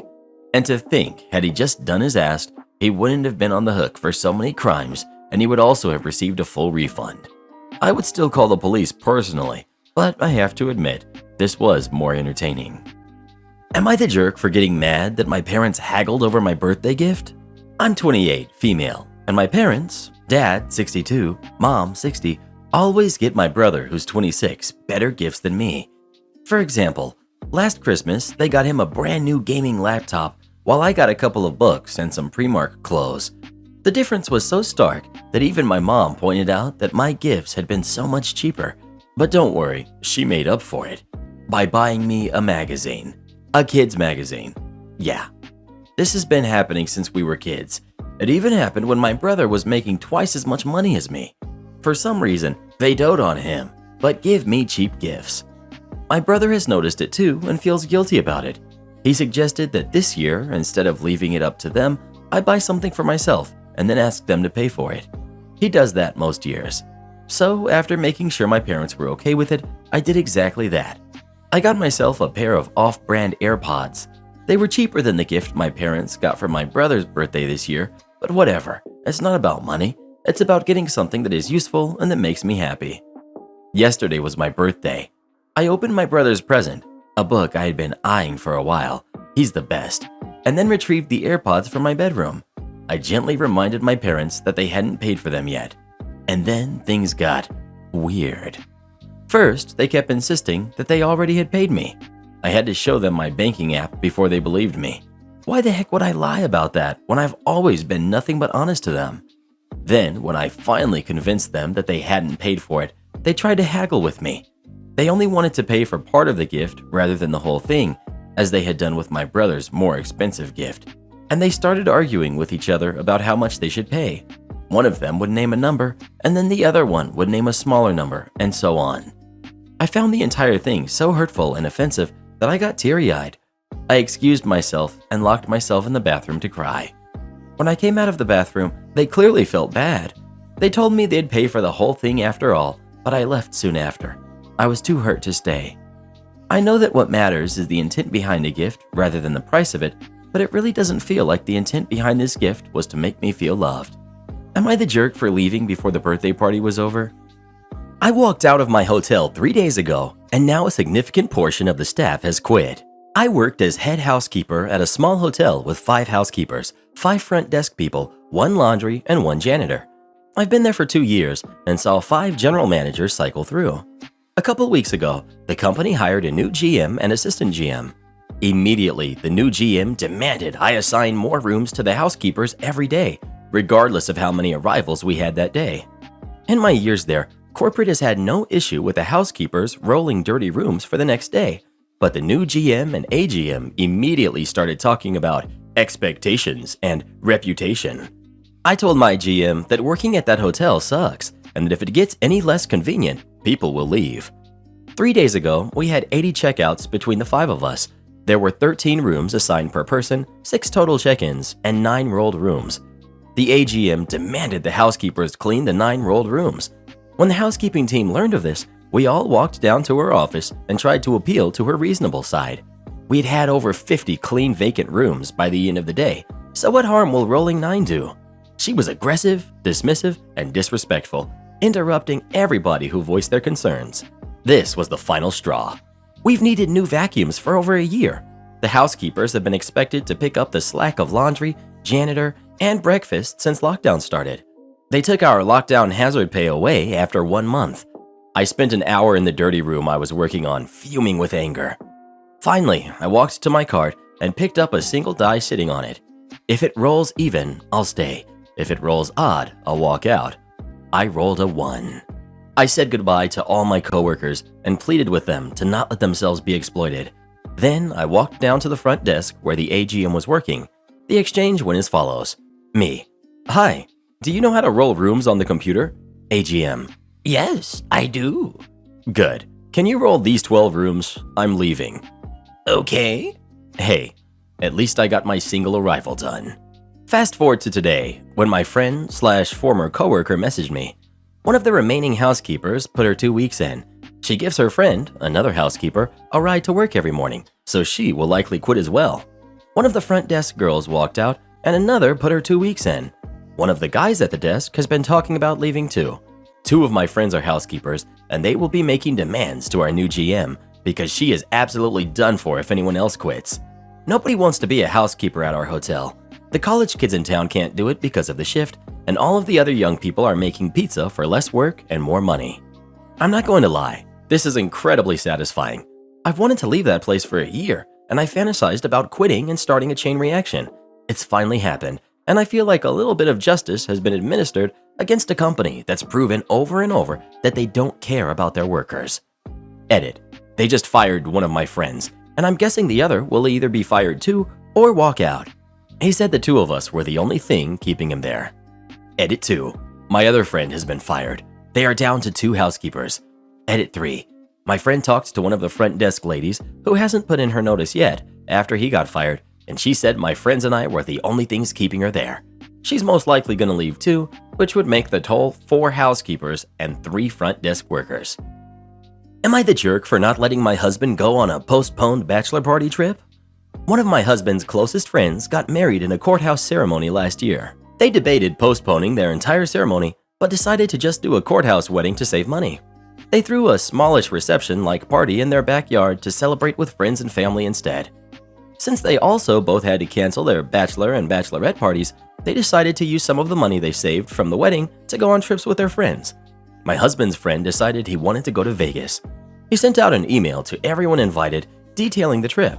His friend would book and pay for an entire villa suite, so the only thing the attendees would have to pay for would be airfare and spending cash. When my husband told me about it, he was so excited as he's never been to Vegas, and this seemed like the perfect trip since his friend was covering a huge expense. However, we have 2 kids at home, a 3-year-old and a 6-week newborn. The trip is in 6 weeks, and my husband's friend wants for sure answers on who is going by the end of this week so he can finalize reservations. I told my husband I don't want him to go because I need his help at home. He pretty much begged me, but I did not give in. I do not think I can handle the needs of both kids by myself. Neither of us has family nearby, and I'm pretty much estranged from all of my family anyway. The only real option we have for help is his mom, and she lives 3,000 miles away. He offered to pay for her to come stay to help, but I told him we can't afford it, which he should know. I was also upset that he thought he had the money to pay for this at all. We have 2 kids. We shouldn't be spending our money on gambling party trips. I pretty much put my foot down and told my husband he can't go and that there's nothing he can do to convince me that he should, or that it's even an idea worth entertaining. He's still been trying to convince me and come up with ideas that he thinks will make it work, no matter how many times I tell him to stop. I finally snapped at him and told him to drop it because he's not going and there's nothing he can do to convince me otherwise. I told him his priority needs to be his family right now, not going off with his friends to blow money on drinks and gambling. He called me a controlling jerk and said that I'm depriving him of a once-in-a-lifetime trip. I told him if he went, he would be missing out on a once-in-a-lifetime moments with his kids, and that's what he needs to focus on. I told him he just needs to drop it and tell his friends he can't go and be done with it. He told me that he hopes I remember this when there's something that I really want to do, because he would never deprive me of an experience like this. He did finally tell his friend he can't go, but now he's barely talking to me, and pretty much only about things related to the kids. I can't even understand why he thought going would be a good idea, but am I the jerk here? Am I the jerk for turning in a group project early and most of my group members getting a 0? That sounds bad, but please read. So, in my university psych class, we have these group essay projects where we basically split the topic into parts and each write a part. We had 2 weeks to do our parts. It's about a paragraph each, and we had already known what parts we were doing, shared the documents and everything. It's really not that much work. My part took about 20 minutes, literally. So, we're all in a group chat, and after the initial topic selection, no one but one person had said anything or done their part. Just me and this other girl, Jess. So the day it's due comes around, due at 11:59 p.m. And that night was also the football game that my partner and I bought tickets for, and were excited to go to for months prior. It didn't start until 8 p.m., so it was very unlikely that I wouldn't be able to be the one to finish anyone who didn't finish his part and turn it in. Only one person needs to turn it in. So I send a message to the group that morning asking if someone else can be responsible for turning it in since I couldn't that night. Only Jess said anything, saying she can't because she's an online student in another country, so the time zone would make it so she can't. Totally understandable. I wait a bit and ask again. No response from anyone, and they still haven't started their parts. A couple hours from the game, and I'm starting to stress because I don't want to have to skip the game we spent $100+ on. But I couldn't be the one to finish their parts and turn it in if I didn't do it beforehand. So I talked to the TA, and she says to me one more time, tell everyone that they need their parts done by the time I leave, 8 p.m., or I'm going to turn it in without their parts. After this, one more person does their part, but the rest still don't. So I do their parts and turn it in, right before I leave at 8 p.m., and made a note of who didn't do their parts, as the TA told me to, and turned it in. While I was at the game, the rest of them, I guess, finally saw the message and blew up the chat, losing it on me, saying they're going to get a 0 now, and that I turned it in before the due date time, so it was unfair.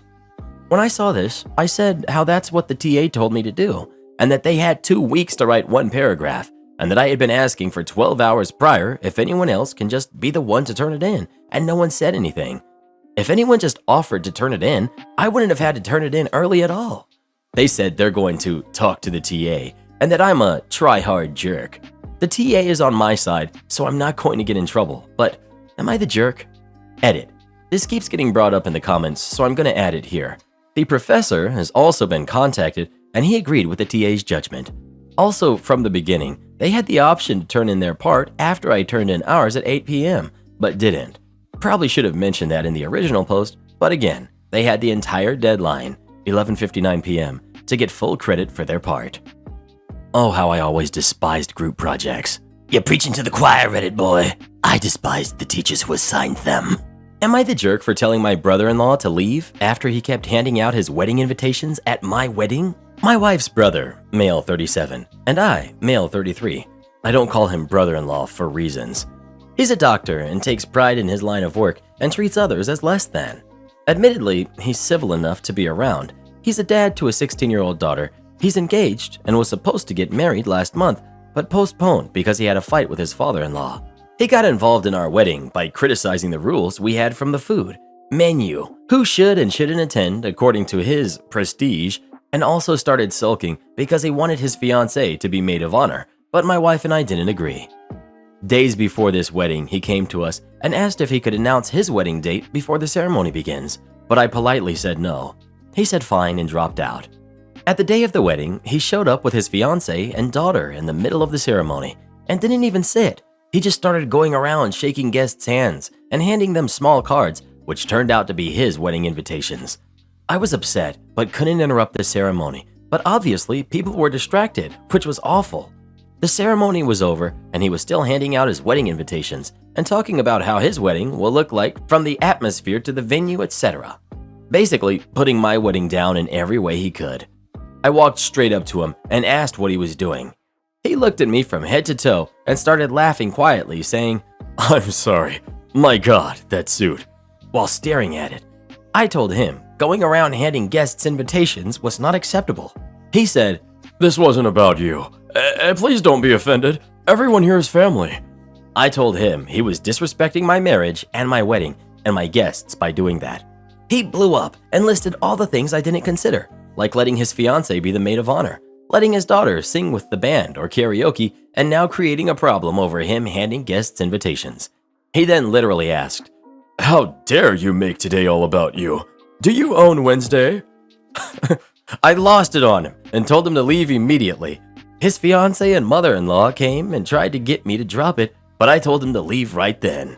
He was angry and left, then had my in-laws come at me for kicking my wife's brother out in the middle of her wedding and refusing to let him be there and support her. Now I'm expected to make amends and apologize, or I won't be invited to his wedding. Well, would you really want to go? Am I the jerk for getting him to leave early and excluding him from the rest of the celebration? So you create a bogus account in my name and refuse to cancel until I pay the account? Okay, sounds like a good plan. My school is getting some work done on the HVAC system, and the contractor, hired by the district, not the school, needed some parts to complete the job. The parts vendor arranged to ship the parts to the school, and I was asked to meet the courier truck. Not naming names, but it rhymes with dead Rex. After hours, and put the parts where the contractor would get them the next day. The parts came, the contractor made the fix, the HVAC worked, and all was well. A month later, a bill came from the courier service in the misspelled name of the school. It cited remote access fee of $195 and lift gate fee of $180, add tax, and the invoice totaled over $400. I passed the bill on to our facilities department with instructions to pass it on to the contractor. They did it. It was off my plate and all was well. A month later, a bill came back from the courier service in the misspelled name of the school. It cited remote access fee of $195, lift gate fee $180, and a late payment charge of $30. Add tax and the invoice was over $430. I passed it on to our accounting department, CC'd the facilities department, and asked them to deal with it, and all was well. A month later, a bill came from the courier service. This went on for 6 months.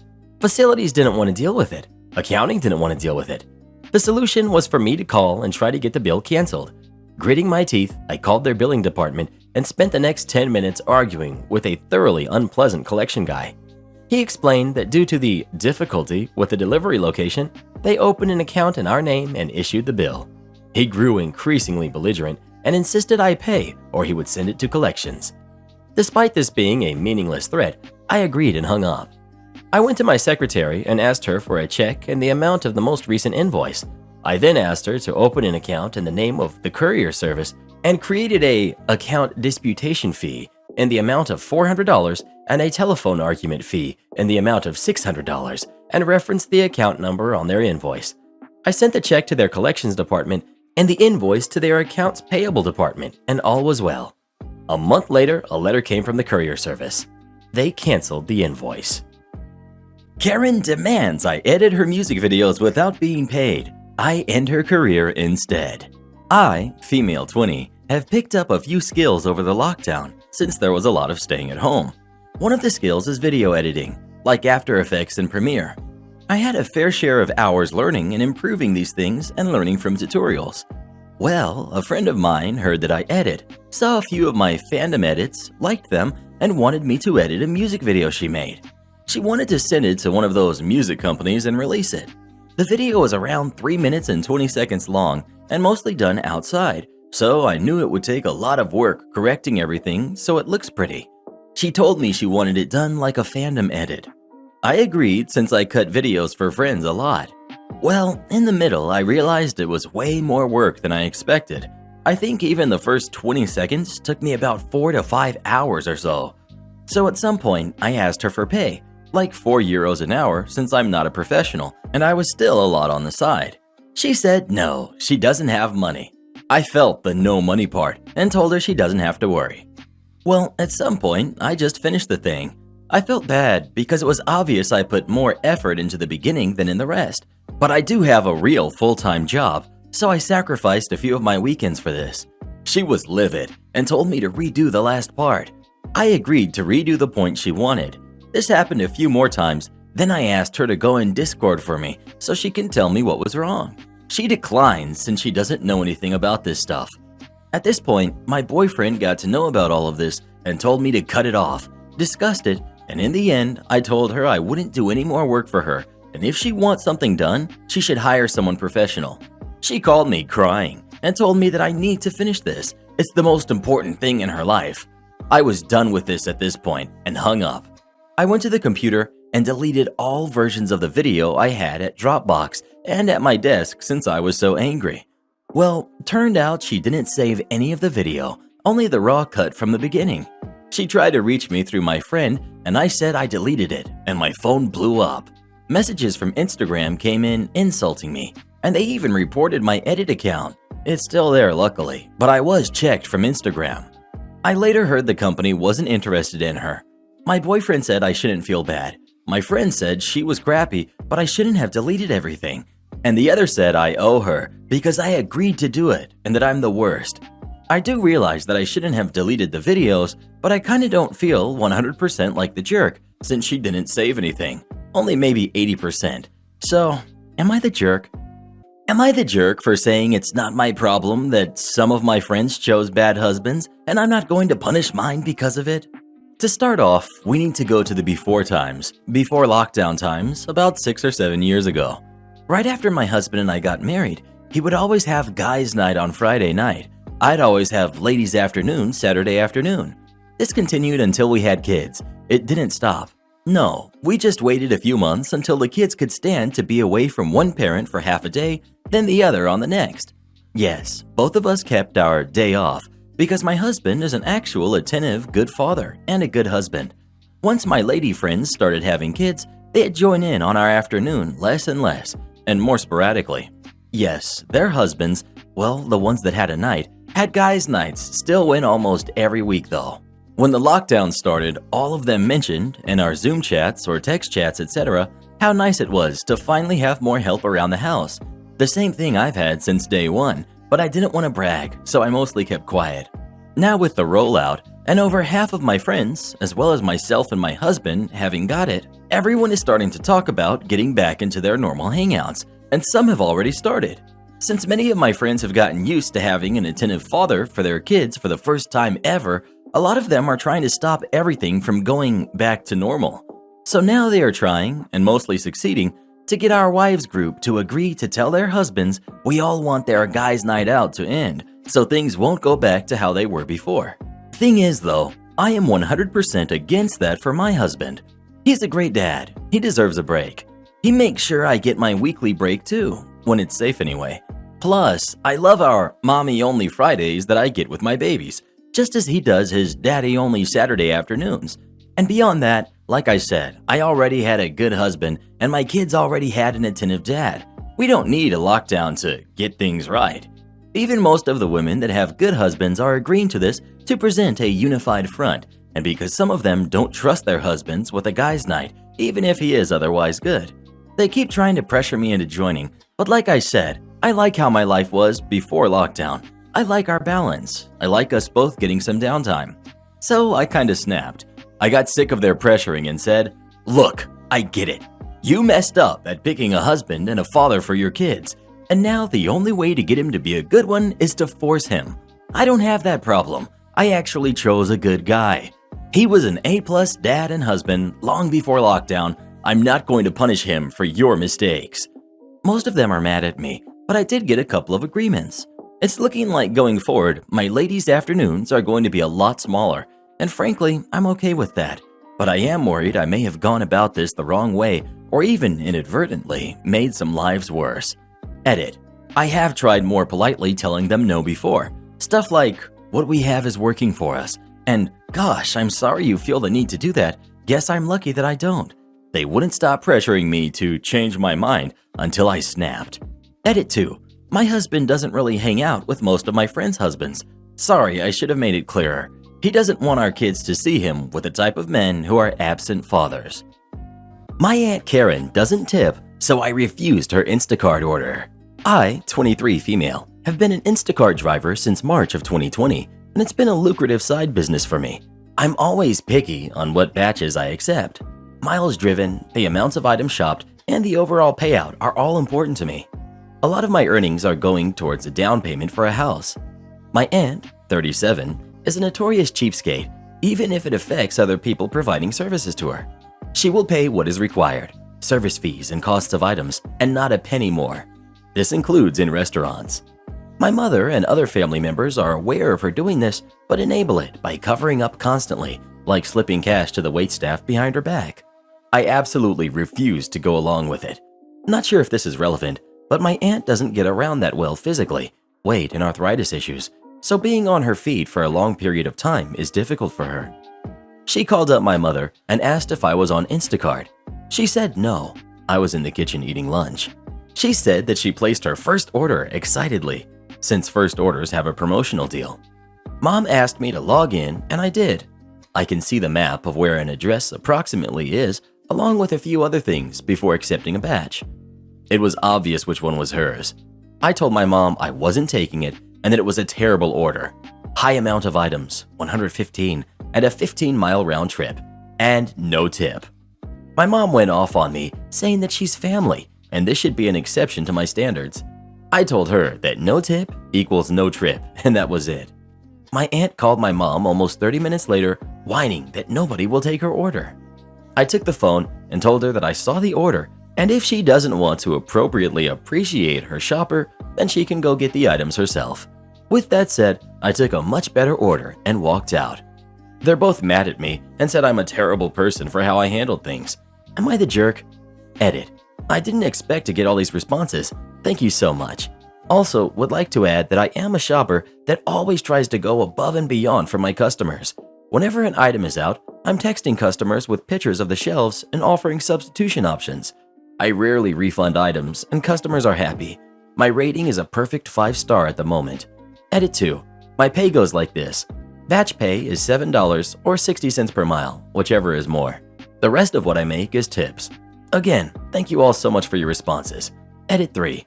Sorry for forgetting to mention this for all the international Redditors out there, but I'm located in the United States, where some service/gig workers depend on tips to survive. Crazy neighbor demands we take down our Halloween decorations. My husband and I moved into this neighborhood about 2 years ago after we got married. We haven't been able to celebrate Halloween the last 2 years due to lockdown. It's our favorite holiday, so this year we decided to go all out. We filled our yard with tombstones and skeletons. All of our bushes and trees are wrapped in fake webbing, the tree closest to the street having a huge 6-foot spider dangling from its limbs. The final touch was a huge rope web that we added extra webbing to fill it out that hangs from our roof all the way down to the street. We got a couple of fuzzy spider decorations to place around the yard. It took us hours to decorate, and we were so excited. My husband looked like a kid in a candy store. Yesterday, while my husband was at work, I heard a knock on my door. It turned out to be my neighbor. He looked absolutely frantic. I didn't even have a chance to ask what was happened when he yelled in my face, "You need to take all this crap down." I was really taken aback. This neighbor has always been very nice to us. I've seen other houses decorate in the past few years, maybe not to this extent, but I know it's not against our HOA rules. I decided to ask if that was his issue, just in case. He looked at me completely dumbfounded and started going off. "Cut the crap. You need to put all this away. My wife has arachnophobia. Your yard practically gave her a heart attack this morning." I kind of messed up here and laughed. I didn't think our purple fuzzy spiders with big googly eyes would even scare the little kids in the neighborhood. "You're pulling my leg, right?" He got in my face and practically stepped into my house. "You're going to scare my wife to death. If you and your husband don't take all this crap down, I'm reporting you. I'm a retired police officer, and I can make this a real problem for you." I started seeing red and getting really uncomfortable because I was completely home alone and my husband wouldn't be home for hours. Even if I wanted to take it down, it would be impossible without his help. Listen, this is our first time getting to celebrate Halloween in our house, and we really put a lot of effort into our yard. None of our spiders even look realistic. Can we please not do this right now? "I don't give a hoot. Take it down or else." He didn't really give me a chance to answer. He just started walking back to his yard. Our decorations are not scary. Other neighbors have even said our yard is cute. We also spent a few $100s decorating it. It would be a huge waste to take it all down. I haven't told my husband yet because I know he's petty and will throw a fit, and probably decorate it with even more spiders out of spite. I refuse to take down our decorations. This is really important to us, and I just want to enjoy my favorite holiday with my husband. Am I the jerk? Update. I talked to my husband about it, and we're installing a Ring doorbell this weekend. I'll be taking it up with the HOA and documenting everything that happens going forward.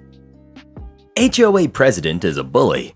Well, his ego allows me to bully him. So this is a story about a property I own, but rent out.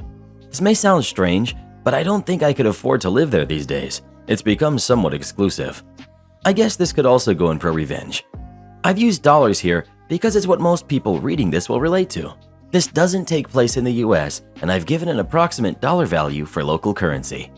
Background. A million years ago, my property was part of a large farm. I bought it about 30 years ago, long after the farm was broken up, but before there was any development near it. The piece of land I got was near the back entrance that joined into a dirt road that ran past. The more expensive plots were near the tarred road in the front. I originally bought a large chunk of the land intending to do some farming, but that never happened. About 20 years ago, some of the owners got organized. We'll call them the Organized Owners, OO, and had the area designated as a municipal suburb. The municipality agreed to put in tarred roads, water, and electricity if a certain percentage of the properties were developed. A construction company linked to the OO went around contacting the owners who had land but no buildings, offering to build houses for us at a very, very reasonable price, contingent on them getting a certain minimum amount of people signing up. While this was happening, one of the OO approached me and offered to buy half my property.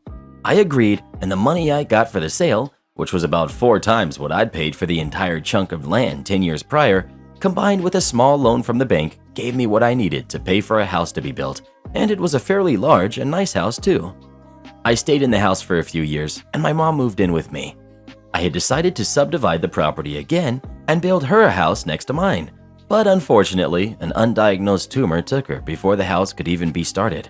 Well, it was diagnosed, but too late to do anything. Soon after she passed, we moved out of the house and started renting it out. About a few weeks before we moved out, the OO I'd sold the land to started talking about starting an HOA. I wasn't interested and left soon after. About 2 years later, the neighbor OO contacted me. There were 2 roads entering the area these days.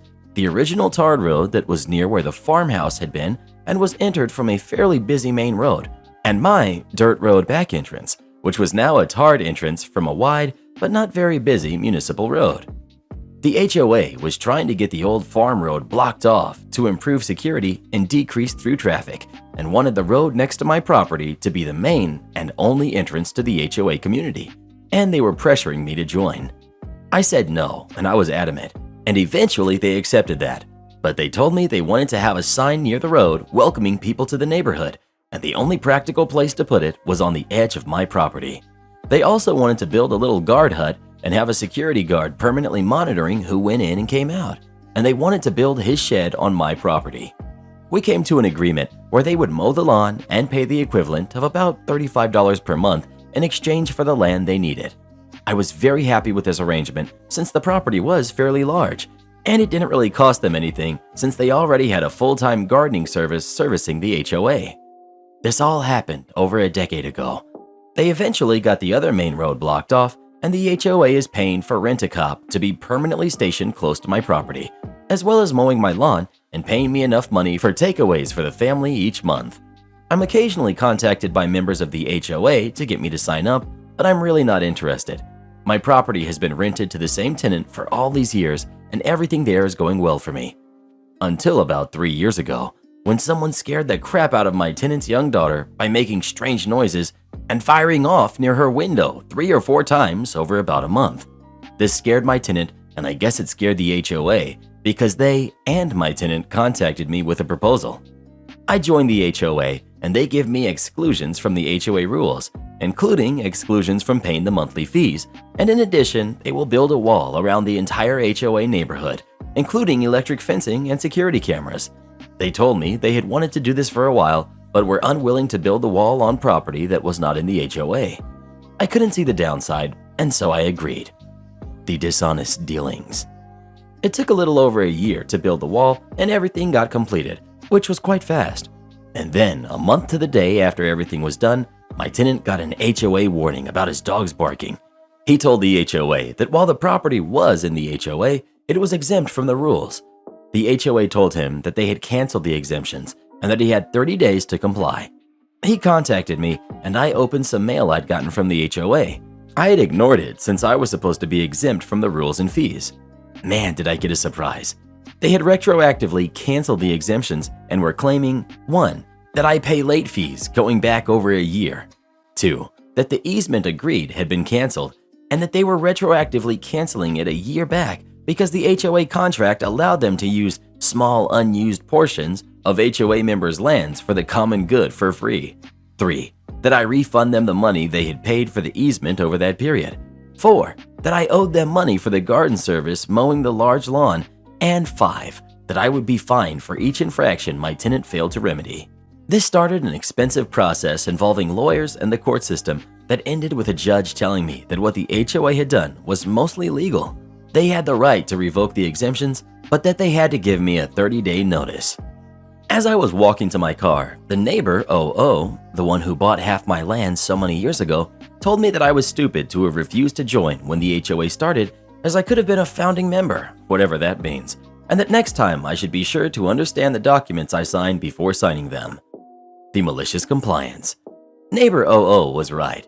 I should have read the contract better. Also, I was interested in what it meant to be a founding member. Spoiler, nothing. And so when I got home, I grabbed the HOA contract I'd signed, as well as all the other documentation they had provided me with, and started reading. I was determined to break every rule I could find a loophole to break. I didn't get past the first page. While the street address of the property is used to identify it for all practical purposes, in the city records, it has a unique property number that has to be used on legal records. When my mom moved in, I'd subdivided the remaining property but hadn't yet started building on it. And when I gave the HOA the easement all those years ago, it had been on the property I'd sliced off from my mom. And when the HOA set up the contract, they had simply used the property numbers from the easement. The next afternoon, the neighbor OO delivered and had me sign for 2 documents. One telling me that my exemptions would expire in 30 days, and one letting me know that the easement would no longer be required after 30 days. I think he was being a bit malicious here, because I lived about an hour away from the property and he drove out himself. The revenge. Exactly 30 days to the hour after the HOA had given me the 30 days notice, I knocked on the neighbor OO's door. Did I mention he was the president of the HOA? And had him sign for 2 documents. The first was that I planned to build a house on my HOA property, which confused him. And the second was notice that they had 30 days to remove from the property the guard shed, the parts of the electric boom that were on my property, as well as the sign. He tried to engage me, but I ignored him, climbed into my car, and drove off. Early the next morning, I get a call from the HOA lawyer who explained to me that their junk would be staying on my property since it was in an unused part of my land. I explained that I was building a house there and that the land would not be unused anymore. I could hear the smirk as he told me that building a second house to be spiteful would not be accepted by the courts. I sure hope he could hear the smirk in my voice when I told him that the property in question did not have a house and was, in fact, barely large enough for a house to be built and would not be large enough for any extraneous buildings. I then told him to go look up the property in question and call me back. I had sliced off just enough to be legal, which was just enough to build a small house. It took them just under 5 days to get back to me. Their lawyer told me that the terms of the easement meant that I could not cancel without their permission, so I emailed him a photo of the document they sent to me canceling the easement. That afternoon, neighbor OO invited me to lunch, his treat, to discuss the problem. I said no thanks. He extended the offer again 2 days later, and again I said no thanks. Others of the original OO contacted me to try to talk. Some sounded aggressive, some sounded sympathetic. I said no thanks to each one of them. Eventually, the lawyer phoned and asked if we could come to some sort of an arrangement. I asked what he had in mind, and he told me that he was prepared to discuss exclusions in exchange for access to my property. So I said, no thanks, and please don't call me again. About 9 days before their 30 days was up, I got a call from a different lawyer. He said he wanted to negotiate a surrender. His words, not mine. I agreed to meet him at his office the next day. I had already had documents drawn up, and the meeting was as simple as me giving him the documents and him reading them over. My new easement offer. 1. Included everything offered by the old easement offer. 2. I changed the line mow the lawn to get the property to HOA standards and keep it there since it was now in the HOA. 3. Would cost them about $500 per month instead of $35. This amount would increase with inflation. The previous contract didn't include that bit. 4. When canceled for whatever reason, the HOA would have to pay me a cancellation fee of about $7,500. 5. The contract automatically terminated 30 days after. A. Any disciplinary action was taken against me, my tenant, or the property. B. Any complaints were levied by the HOA against my property. C. Any legal action was taken against the property by anyone in the HOA. 6.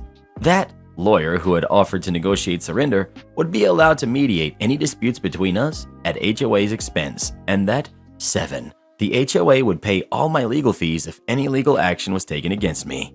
I had deliberately left some insane things in there so that I could appear to concede some points or be negotiated down when the HOA got indignant about the points I actually cared about. The lawyer didn't look happy. He said that my proposal sounded unfair, but that he'd have the HOA president look at them. I reminded him that in 8 days I'd be setting a group of men armed with sledgehammers and angry management issues loose on whatever of theirs was still on my property. That evening, I got an irate call from the HOA president. He told me he was never going to sign the new contract. I said, okay. He then told me I was charging too much per month and that it should be at the same rate as the previous contract. I pointed out that when I signed the previous contract, the area was under development and there was at least one other road leading in and out, but that now there was only one. And besides, mine was now developed with everything they needed. He told me that I was forcing them to sign a document they didn't want to sign. I told him that he was free to not sign it. He whined about everything he could think of, and then eventually told me I'd be hearing from his lawyer. The next morning, Surrender Lawyer called to ask if I'd be willing to come to their offices to sign the contract. I agreed. When I got there that afternoon, I learned that Surrender Lawyer was not a lawyer, but a paralegal. He handed me the contract and asked me to sign it. He laughed when I told him I'd have to read through it first to make sure nothing was changed, and mumbled something that sounded like, "I'm sure you would." I read the contract. Nothing had been changed, not a single thing, and the HOA president had signed it, with the surrender paralegal signing as witness. I looked at him and said, "Why did he sign this? It was stupid to sign it." And the paralegal looked at me and said, "I started telling him that signing it would be a bad decision, but he told me I wasn't being paid to think or give legal advice and to shut up, so I shut up." I said, "Do you understand what he signed here?" He looks at me and nods. He said, "I asked him if I should have one of the lawyers look at it before giving it to you, and he told me that we had already billed enough for this and that he'd sign it and sue me after their easement was safe." This happened about a year and a half ago. It took 6 months for the HOA to find out how done for they were. They wanted to sue me, but their lawyers explained to them that there was no way to win. Even if the court sided with them, all they would get is the easement contract voided, and they did not think that the court would side with them. The lawyers were adamant about one thing. The HOA could not live with the HOA pays my legal fees if legal action was taken against me, since it didn't limit the people taking legal action against me to the HOA. As worded, the HOA would be forced to pay for my legal fees if anyone took legal action against me. They argued that the courts would probably not enforce that since the context of the agreement was to do with the HOA. And I told them I was prepared to find out since the HOA would definitely be the ones taking actions against me if they challenged it. I eventually signed an addendum to the contract that said that the neighbor HOA president, would personally pay all my legal fees unless he held no position at all in the HOA, and that the HOA would pay all legal fees if the HOA took legal action against me. He resigned from the HOA at the end of that meeting. I politely told him in front of everyone that he should not sign documents unless he understands what he's signing. He didn't look pleased. It came out during the mediation. You cannot imagine how happy the lawyers were that their paralegal was mediating. That without the ability to control access to the HOA neighborhood through the security boom, partially on my property, the HOA had become a gated community a number of years back. The HOA would be in breach of their own articles and would be dissolved.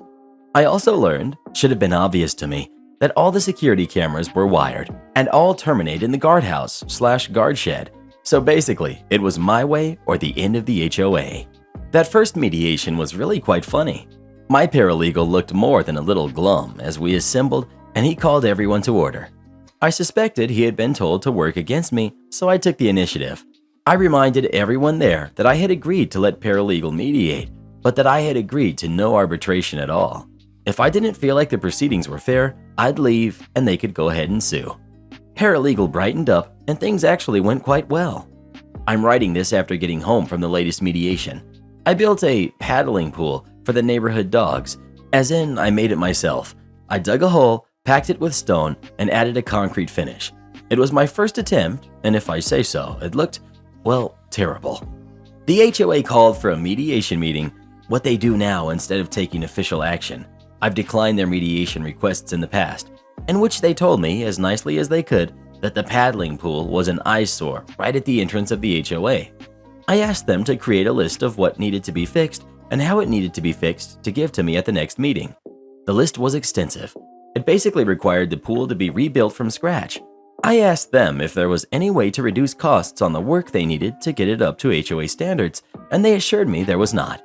I thanked them, pulled out a copy of the agreement where they had agreed to get the property to HOA standards, which I'd highlighted, and handed it to them with the list. I told them the HOA usually preferred if the things were dealt with within 30 days. They started arguing until the mediator reminded them that they could not enforce me to comply without causing the easement to end. I should mention that their lawyers usually no longer attend these things. They said they would get it done. I also learned a lot about neighbor OO that day. I found out that neighbor OO sold his property about 3 months back and is apparently leaving the country for Australia. 2. I found out that the HOA had successfully sued him for a crapload of money they had lost to his mismanagement as part of his vendetta against me. 3. I also learned that he had a vendetta against me. I have no idea what I did to upset him. I'm not sure if I will mess with the HOA anymore. I already think I'm so close to breaking them. The only thing stopping them from canceling the contract is the massive financial loss if they do. I guess a lot depends on how they treat me and my tenants going forward. Also, I do like the monthly payments though, so I'm motivated to play nice. Neighbor OO was right though. In the end, you really shouldn't sign documents unless you understand what you're signing. Sorry, that offer has expired. I'm helping my friends who opened an independent guest house before lockdown and managed to hang on till now. Our rates went down to $70 at one point, but now we're back to normal season rates. The business really started booming once people started traveling again earlier this year, so I'm helping them with bookkeeping and training the front desk people. Most people we get here are really excited to be out here and totally normal humans who know how hotels work. I'm, however, baffled by the people who are saving our business by demanding we go way below our asking rate. Yesterday, the main front desk employee, Jane, called up to my office. Jane, someone would like to know if they can have a discounted rate if they book for 14 days. Me, okay, $90 plus tax. I hang up and go back to answering emails. Phone rings again. Jane, she says the room should be $30. Can you please come down? I went to the front desk to see that Jane had clearly been crying, and I braced myself for a fight. Me, hi, my name is Anon. Can I help you? Customer, I'd like a discount for the lengthy stay I'm about to book. Me, yes ma'am. The rate we'd offer is $90 plus tax. Should I go ahead and book you at that rate? Karen, this place is basically a hostel. How dare you charge me so much? I won't pay that. I've worked at scummy places before, and I'd have no problem admitting if it did in fact need work. But this place is really good at proactive repairs. Everyone's rooms and bathrooms are private and self-contained, so I'm not sure how we're comparable to a hostel. We're also lakefront with nice views of the mountains. Me, well, the nearest hostel is over an hour away in Nelson. Would you like me to call ahead to see if there are any rooms available? Is it lakefront? No, ma'am. Well, what's available on the lake then? It's XYZ Resort. Shall I call them? Well, what are their rates? I'm now just trying to get her to go anywhere else. So I call the resort in Nelson. Nothing is ever cheap there. It's a tourist town. Their nightly rate is $220 plus tax, and I tell her such. Okay, fine. I'll take the room at $90. She begins to rummage in her purse. Me, sorry ma'am, that offer isn't available anymore. We're only offering the posted rates on our site. You just told me that was your rate.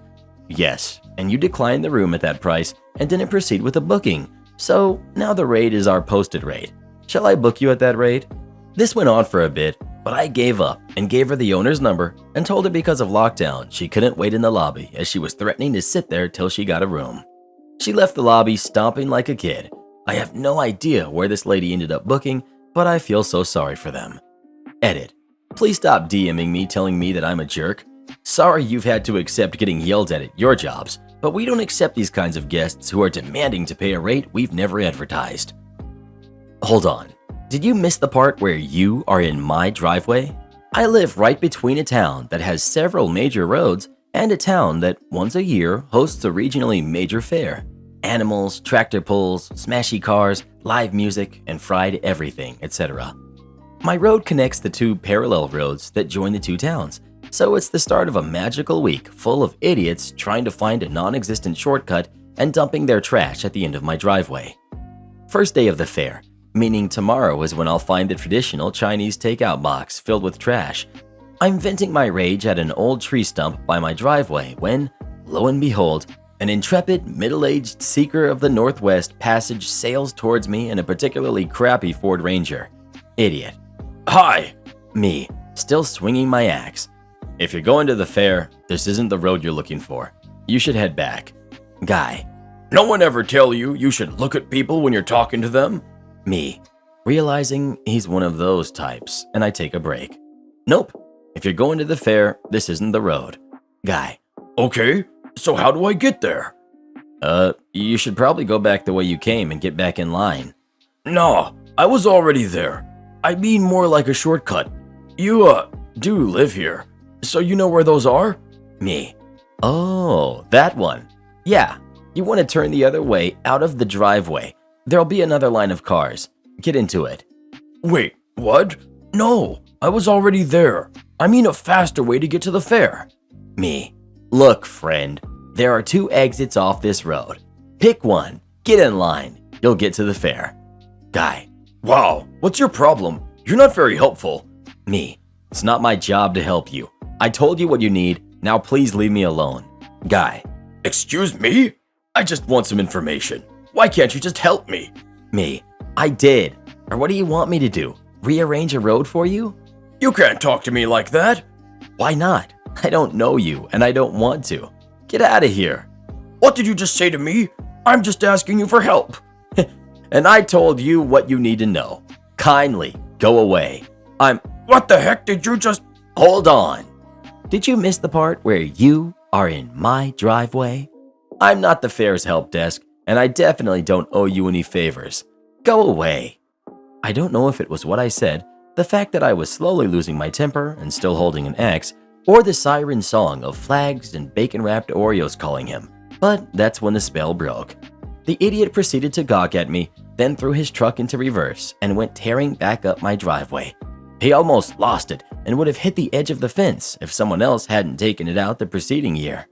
Something tells me it would have been my fault for leaving a tree somewhere he could have hit it, so I almost wish he had clipped something just to see what would have happened next. And sure, maybe I was a little too hostile at first, but expecting good customer service from random strangers is probably a bit much. Either way, I've since acquired a no trespassing sign. Edit. Couple folks have recommended getting or replacing the gate. The problem with that is that gates block me in too, and I don't really care for that. Also, while it wasn't the case at the time, there's since been a stand your ground law implemented, so future incidents definitely can't have any escalation. And while I do understand that they only apply in places where someone is legally permitted to be, and this had essentially turned into trespassing, I'd rather not take any chances on account of no amount of being right is a win when you're also being heard. Karen never shipped my order, so I'm destroying her company. In May, I entered into an agreement to purchase an antique tapestry for several $1,000s. Per the agreement, I would pay X amount every 15 days until it was paid, at which point the tapestry would be shipped to me. I made sure that everything was in writing, official invoice, tracked electronic payments. I made my payments, not a penny was late. It was paid off at the end of August. Seller wrote to me confirming that it was paid off and that she would send it out the next day and send me the tracking number. A week passed and nothing arrived. No tracking number, no tapestry. Every couple of days, I would ask for the tracking number and was answered with promises to get it out the next day, followed by excuses as to why it hadn't gone out yet. I heard everything from getting ready for a grand opening to it was locked in her business partner's house and she didn't have a key. At one point, she even asked me to drive 5 hours to meet her to pick it up in person. I don't have time for that.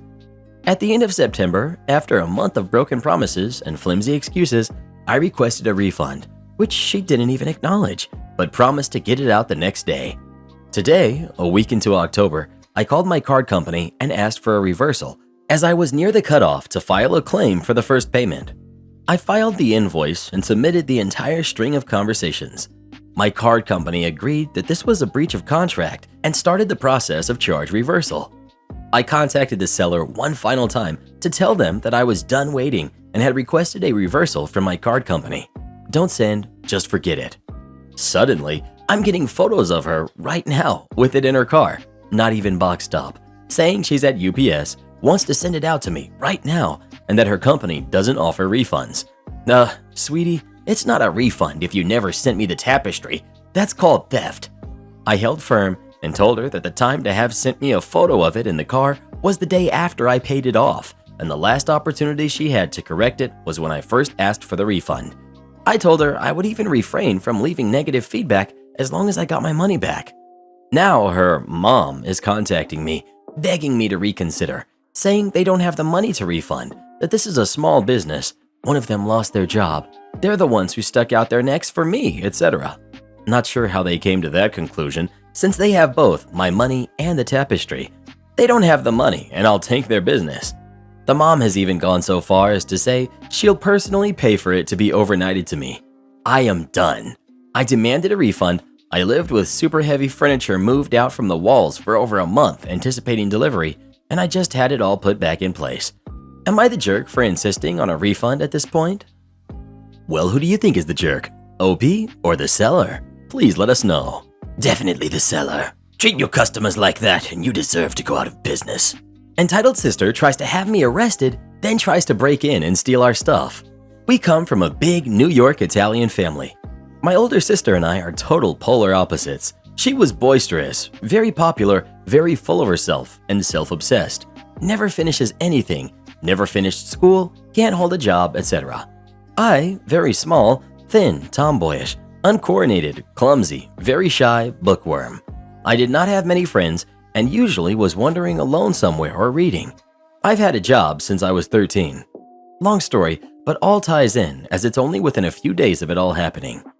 We are both adults and are both married. My sister has a son and I'm pregnant with my first child. After giving birth, we moved back to the city my family lives in. My older sister is having marital issues and is getting ready to leave her husband. My husband and I had a decent-sized house that we were renting from my uncle. A friend of ours from college was staying in one of the rooms. After a discussion, we decided to invite my sister and her son, who was almost 5, to move in with us as a live-in nanny. We let her know that she would not have to pay any rent or utilities and that she would need to watch my daughter whenever we needed for work. She readily agreed. My husband and I worked opposite shifts, so this was perfect for us. We moved her in right away. We had her sign a paper agreeing to the whole thing. Nothing technically legal, but just something we can refer to later if needed. Things went south pretty quickly. I will be paraphrasing as this was a long time ago and exact wording won't be possible, but pretty spot on. Firstly, let me note that my older sister had gained a substantial amount of weight, which made certain areas of her upper torso much larger than before. We get up one morning to make coffee. Our roommate is already up. My sister comes out wearing nothing but a very baggy tank top and drawers that were much too small for her. My husband spit out his coffee. Our roommate walked in and immediately walked back out. I told my sister to go change. She huffed, put her hands on her hips, and loudly yelled, "This is my house too. I'll dress how I want." I told her to take some pride in herself and go put something on. She stomped off like a kid, dressed, and came back out. My husband asked me loudly, on purpose so my sister would hear, "This isn't going to be a problem with her going forward, is it?" I looked dead at her face and said, "It better not be, right?" She looked at me, rolled her eyes, and said, "Fine, but that just means these idiots," pointing at my husband and roommate, "don't know what they are missing." Still full of herself. Fantastic. This has only been about 2 weeks since moving her in. The next day, our roommate came to us and said that he believed my sister may have taken money from his room. He stated that he left a small amount of cash on his nightstand and it was gone now. His door was always closed, but it was open when he came home. My sister, unfortunately, has stolen cash from me many times when we were kids growing up, so I knew it was probably her. I went to confront her about it, knowing full well she took it. Again, she immediately started off by yelling as loud as she could, "I did not steal anyone's money! You always blame me for this, and you never have any proof." Her son came running around the corner with a fistful of dollars and a big smile. "Is this the money, Mama? The money you said we could go get McDonald's with?" I stared at her and then at my nephew. She walked over to him, took the money from him, and told me, "This is my money. I already had this before I moved in." The one thing she hadn't noticed was mixed in with US dollars were some Mexican pesos. Our roommate's family lived in Tucson, Arizona. His father was a professor at U of A and was of Mexican descent. They would often go south of the border to visit, as they had a very large extended family. I quickly snatched the money from my sister's hands. I examined the money, and when I pulled out the pesos, I again stared at her. I said, "And just what did you think you were going to do with these?" She slammed her fist in the wall and told me to buzz off in Italian, and stomped off and slammed her door. My nephew stood there, almost in tears. He was scared and upset. He and I had a wonderful relationship, so I sat him down and told him that everything was okay and not to worry. I would bring him to McDonald's and get him the bestest Happy Meal ever. This brightened him up, and he went skipping off. The next day, we started our work week. I gave my sister our schedules. I went over everything with her. As my daughter had been premature, there was a little bit of extra care involved. She was a few months old now, but she was very small and had a severe lactose allergy. My sister then mentioned that a friend of hers wanted her to go out and party the next night. I told her that she knew she had to watch the baby. She knew several weeks ahead of time what my schedule was and had agreed to it. She said, "I never get to go anywhere, and now that I'm free of that man, I want to go party. Can't you have that guy who lives here watch her?" I said, "That guy is our friend. He's not in town, and it's not his job to watch our daughter. It's your job. You agreed to live here rent-free to watch her whenever we need it." She rolled her eyes and stated, "This is ridiculous. It's one darn night. Can't you figure something else out?" I told her, "If you would like to pay for a babysitter to come over, then fine. But if not, then you will do as you agreed." She said, "Fine." Everything went fine the first night. Came home, baby asleep, sister and nephew asleep. Note on the fridge from hubby stating all seemed good. I go to bed. I'm woken up about 3 hours later to hear kids screaming and laughing. I get up, go out to the living room to see I have a house full of kids and some of my sister's friends, including the one that wanted her to party, sitting on the couch and stairs. I immediately say, "What the heck is going on?" My sister and her friends look up. One of the friends says, "Uh-oh, party police." I grabbed my sister's arm and pulled her to the kitchen. "What the heck is going on here? I'm trying to sleep." She replies, "Since I cannot leave, I invited my friends over to have some fun." I'm really irritated at this point. Your friends need to leave immediately. You did not ask if you could bring all these people here, and it's a work day/work night for us. Have some respect. And you know my daughter cannot have a bunch of people around her. She's still too vulnerable.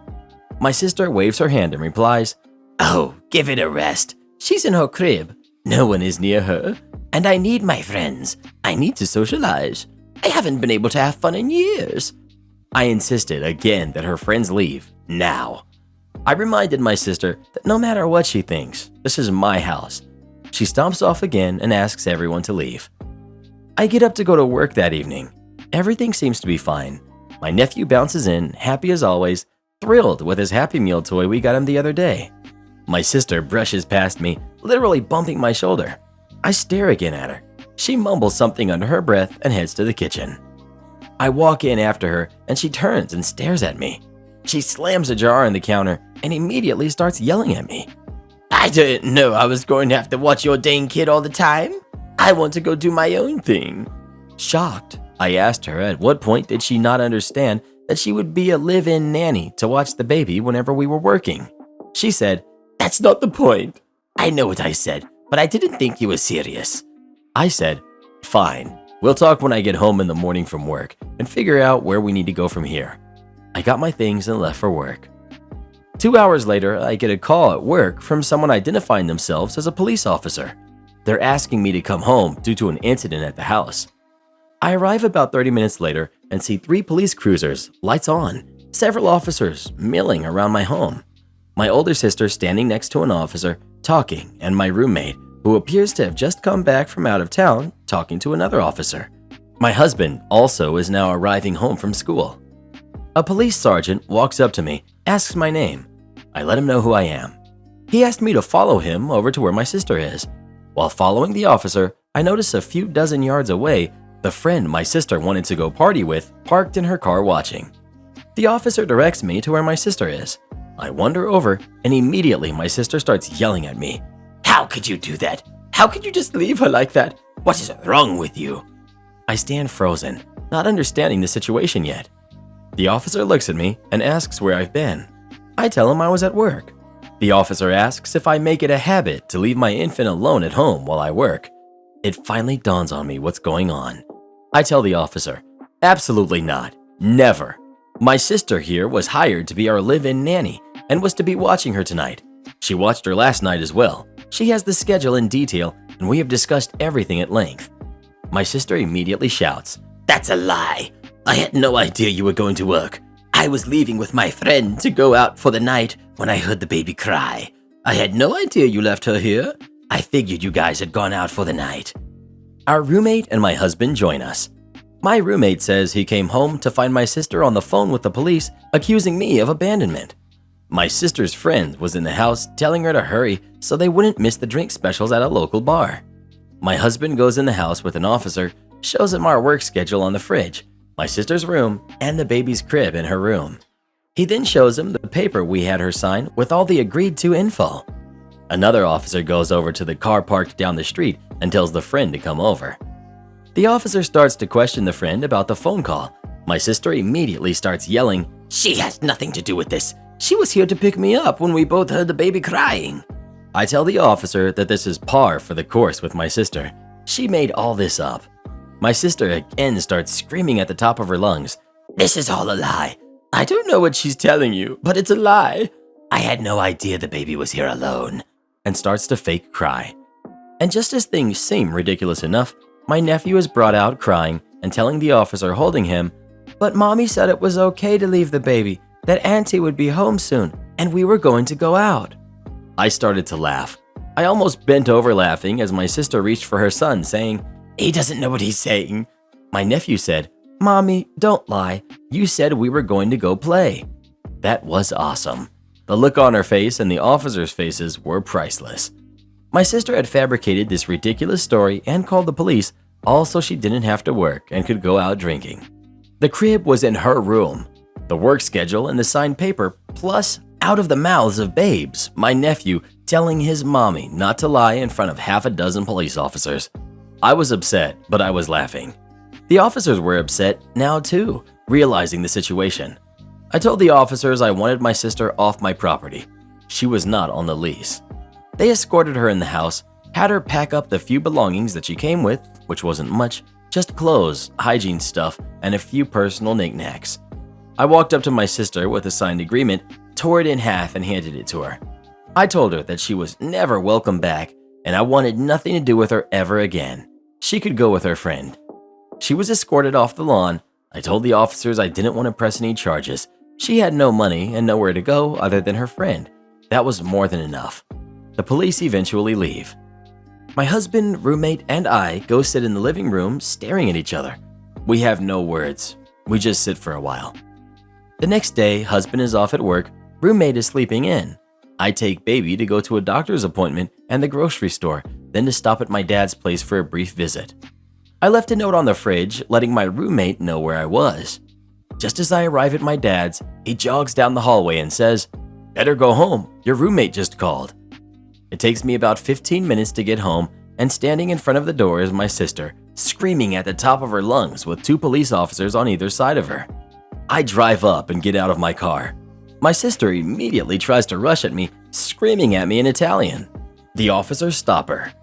My roommate comes around the backyard, having come out of the back door instead of the front where my sister was. I ask, "What the heck is going on?" Neighbors are now coming out to see what's happening. My roommate called the police because my sister tried to kick in the door, said that we had all of her electronic equipment in there and that this was her house and we illegally removed her. When he wouldn't let her in, she began kicking and pounding on the door and screaming at the top of her lungs. My husband had a very nice stereo set up with a multi-disc CD player, speakers, subwoofers, tuner, several dozen CDs, etc. We had a new large TV with several video game consoles, DVD, VHS players, and a bookshelf full of movies and video games. My sister was attempting to break into the house and steal all of it. My sister was unhinged at this point. She was so incensed that spit was flying away from her mouth when she was screaming. How dare you do this to me? Those are all my things. You stole everything from me. You are a liar and a thief, turning the police on me. I will get you for this. I'm going to have you evicted. I'm calling Dad. He will have his brother kick you out, and you'll be on the street. Ha ha ha ha. On the street, you jerk. The police ask us if she's on the lease. We tell them no and give them the report from last night. He looks at the report, nods, and says, "Oh, this is that place. Yeah, we heard about this. Is this the same lady that called in the false report last night?" I tell him yes, same person. The officer asks if I would like to trespass her. I tell him absolutely. He turns to her while his partner takes out some papers and starts writing. He gives her the spiel regarding the trespass order. The officer looks at me and I walk over and quietly say, "See that car parked 2 houses down? Yes, that one. Can you issue the driver a trespass order too? That is the other person from last night." The officer waves over the car. They tell my sister if they have one more incident with her, she will be under arrest. She stomps off down the street to her friend's car, literally screaming at the top of her lungs everything you can imagine in English and Italian. We thank the officers and they take off. I talk to my neighbors and apologize for the trouble. Most of my neighbors are elderly and very understanding. A retired Navy officer next door says that he will be happy to keep an eye on the house for us when we aren't home. I thank him profusely. He pats his truck and says, "Your sister is a nut." I agreed. I head back over to Dad's place to visit and go over the last 2 days' events. While Baby is inside sleeping, my dad and I go to his garage to do some work on a project car of his. Being the only kid of his who knows how to work on cars, this is our thing. We bust a few knuckles, have a couple of drinks, and just hang out for a while. A couple hours later, we hear a car screech to a stop in front of the house. He has a very long dirt driveway, so the car was still on pavement. Out jumps my sister, red-faced and fuming red. She immediately starts stomping down the driveway, fists balled up. My dad and I are sitting on the edge of the car near the engine, hood up, staring at her. She starts screaming. "Did she tell you she kicked me and your grandson out on the street? Did she tell you she lied to the police about abandoning her daughter? Did she tell you that she called the police on me when I tried to get things she stole from me? I am the victim here, not her. I want her evicted from Uncle's house. I want you to call him now and kick her out. She has no right to do this to me. No right to be here." My dad looks down at me and I shrug. She stops about 30 feet in front of us. She literally starts jumping up and down. "I want her kicked out, now, now, now!" Seeing a 25-year-old woman jumping up and down, screaming like a 2-year-old, was quite the sight. My dad looks at her. My dad can look at you and make your bones freeze. The look of death. My sister immediately stops and says, "No." That was it. Just no. Turns around and starts working on the car again. I smirked at my sister. Enraged, she starts screaming at me again. My dad slowly turns around, takes 2 steps towards her, and in a deep, loud, reverberating voice says, "Basta!" Kinda means enough. "You will not behave in this manner. You will not talk to your sister until you can be civil. Go away now." You do not ever disobey my dad. My sister, still red-faced, turns around and walks off to the car, gets in. Her friend revs the engine of her very old beat-up sedan, screams, "Forget you both!" and takes off. My dad turns around and says, "Well, how about some pizza?" Takes another drink and goes back to working on the engine. I haven't spoken to my sister since. My daughter is now 27. Make me stand outside in 104-degree heat? I'll stage a revolution. This took place during the first summer of lockdown where I live. Some context for you. My town is basically on the edge of nowhere. We have a medical center for basic stuff, but a full hospital is 30 to 40 minutes in any direction depending on where you choose to go. With that in mind, we get people from a huge surrounding area that go to our town center for tests, simple medical exams, etc. Maybe as many as 50 small communities use our center on a daily basis, so it's constantly busy. The center itself is quite small compared to hospitals in the city. The various clinics and a basic ER take up most of the space, with an area by the front doors for the public to sit in if they're waiting for a ride or something visiting a doctor. It is that waiting area that is the cause for my story today. One day during the first summer of lockdown here, I had to go to the medical center for tests. Some things to know about me. I'm challenged with multiple disabilities. I am legally blind, have significant mobility and balance issues, and a rather severe heart condition. As such, I use a walking frame and travel using the city's provided disabled transports. That particular day, I had finished my tests early and had 45 minutes to wait until my transport was scheduled to return to pick me up. I figured, no problem.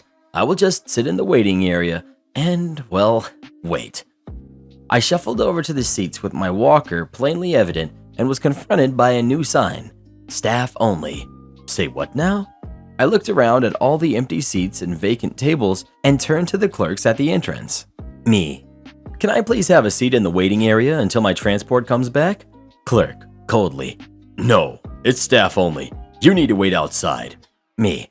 I can't stand for 45 minutes waiting for my transport, gesturing to my plainly apparent walking frame that I was clearly leaning heavily on. Clerk. Not my problem. There are benches to sit on outside. Me. The benches are full, and we're supposed to be social distancing, not cuddling up to random strangers on a park bench. Clerk. If you want, I suppose I could let you take a wheelchair out and sit in that. Me. How am I to manage a wheelchair and my walking frame at the same time? Clerk. Again, not my problem. If you want, you can call center management when you get home. Are we done here? Me. I guess we are done, huh? And went outside to find a spot to wait. Well, I stood outside for the 45 minutes while the sun beat down on what turned out to be 104 degrees Fahrenheit day.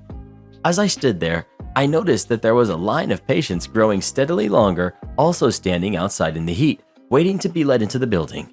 Some looked fit, but let's face it, nobody comes to a medical center because they feel 100%. Most of them looked quite ill, and some were looking pretty faint by the time they got through the doors. By the time my transport arrived, I was badly sunburned, thirsty as heck, exhausted, and feeling more than a bit faint myself. My driver was shocked and insisted on walking me to my front door when he got me home to make sure I was okay. Shout out to all transport drivers, you guys rock. The rest of the day was a complete loss. I spent it drinking water, sleeping, and nursing the burns on my shoulders and face. I was a right mess. The next day, however, I was upset. I had plenty of time to recover and to think, and I kept coming back to the line of patients standing in the heat. The more I thought about it, the angrier I got. Malicious compliance.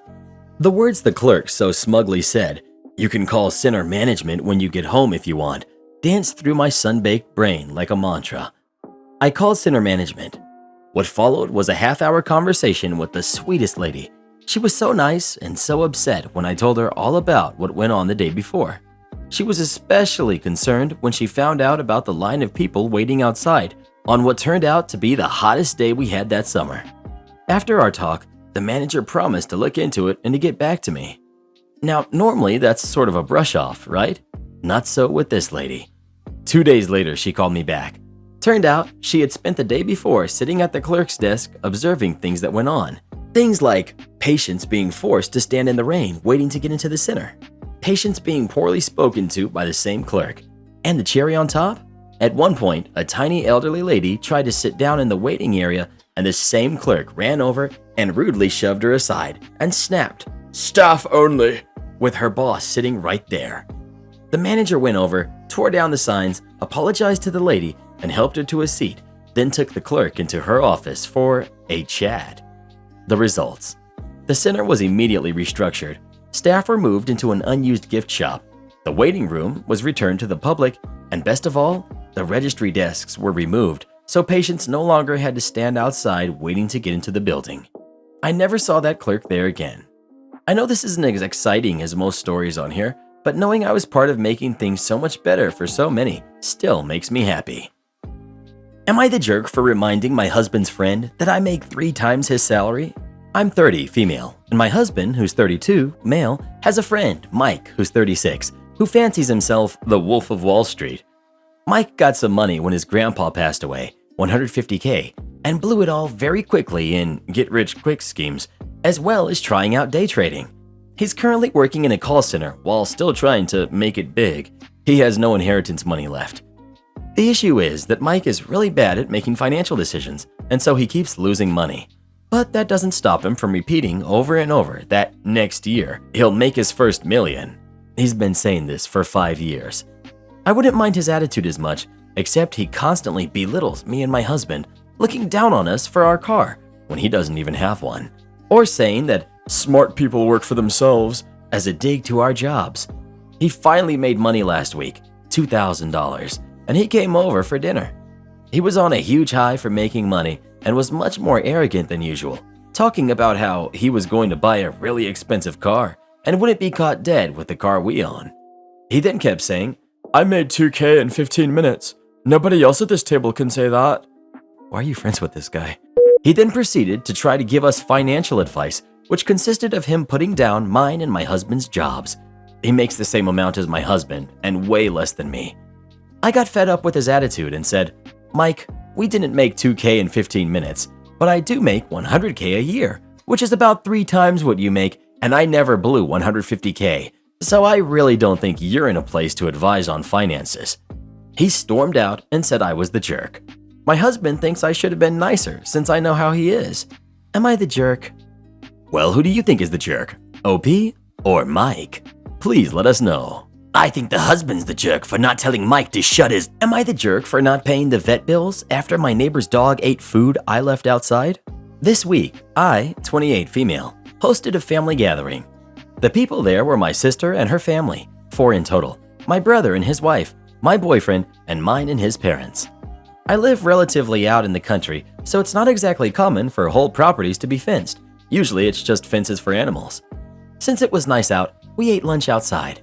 Some of the food wasn't immediately brought inside after we ate, including some desserts that were mostly chocolate and a bit of fruit.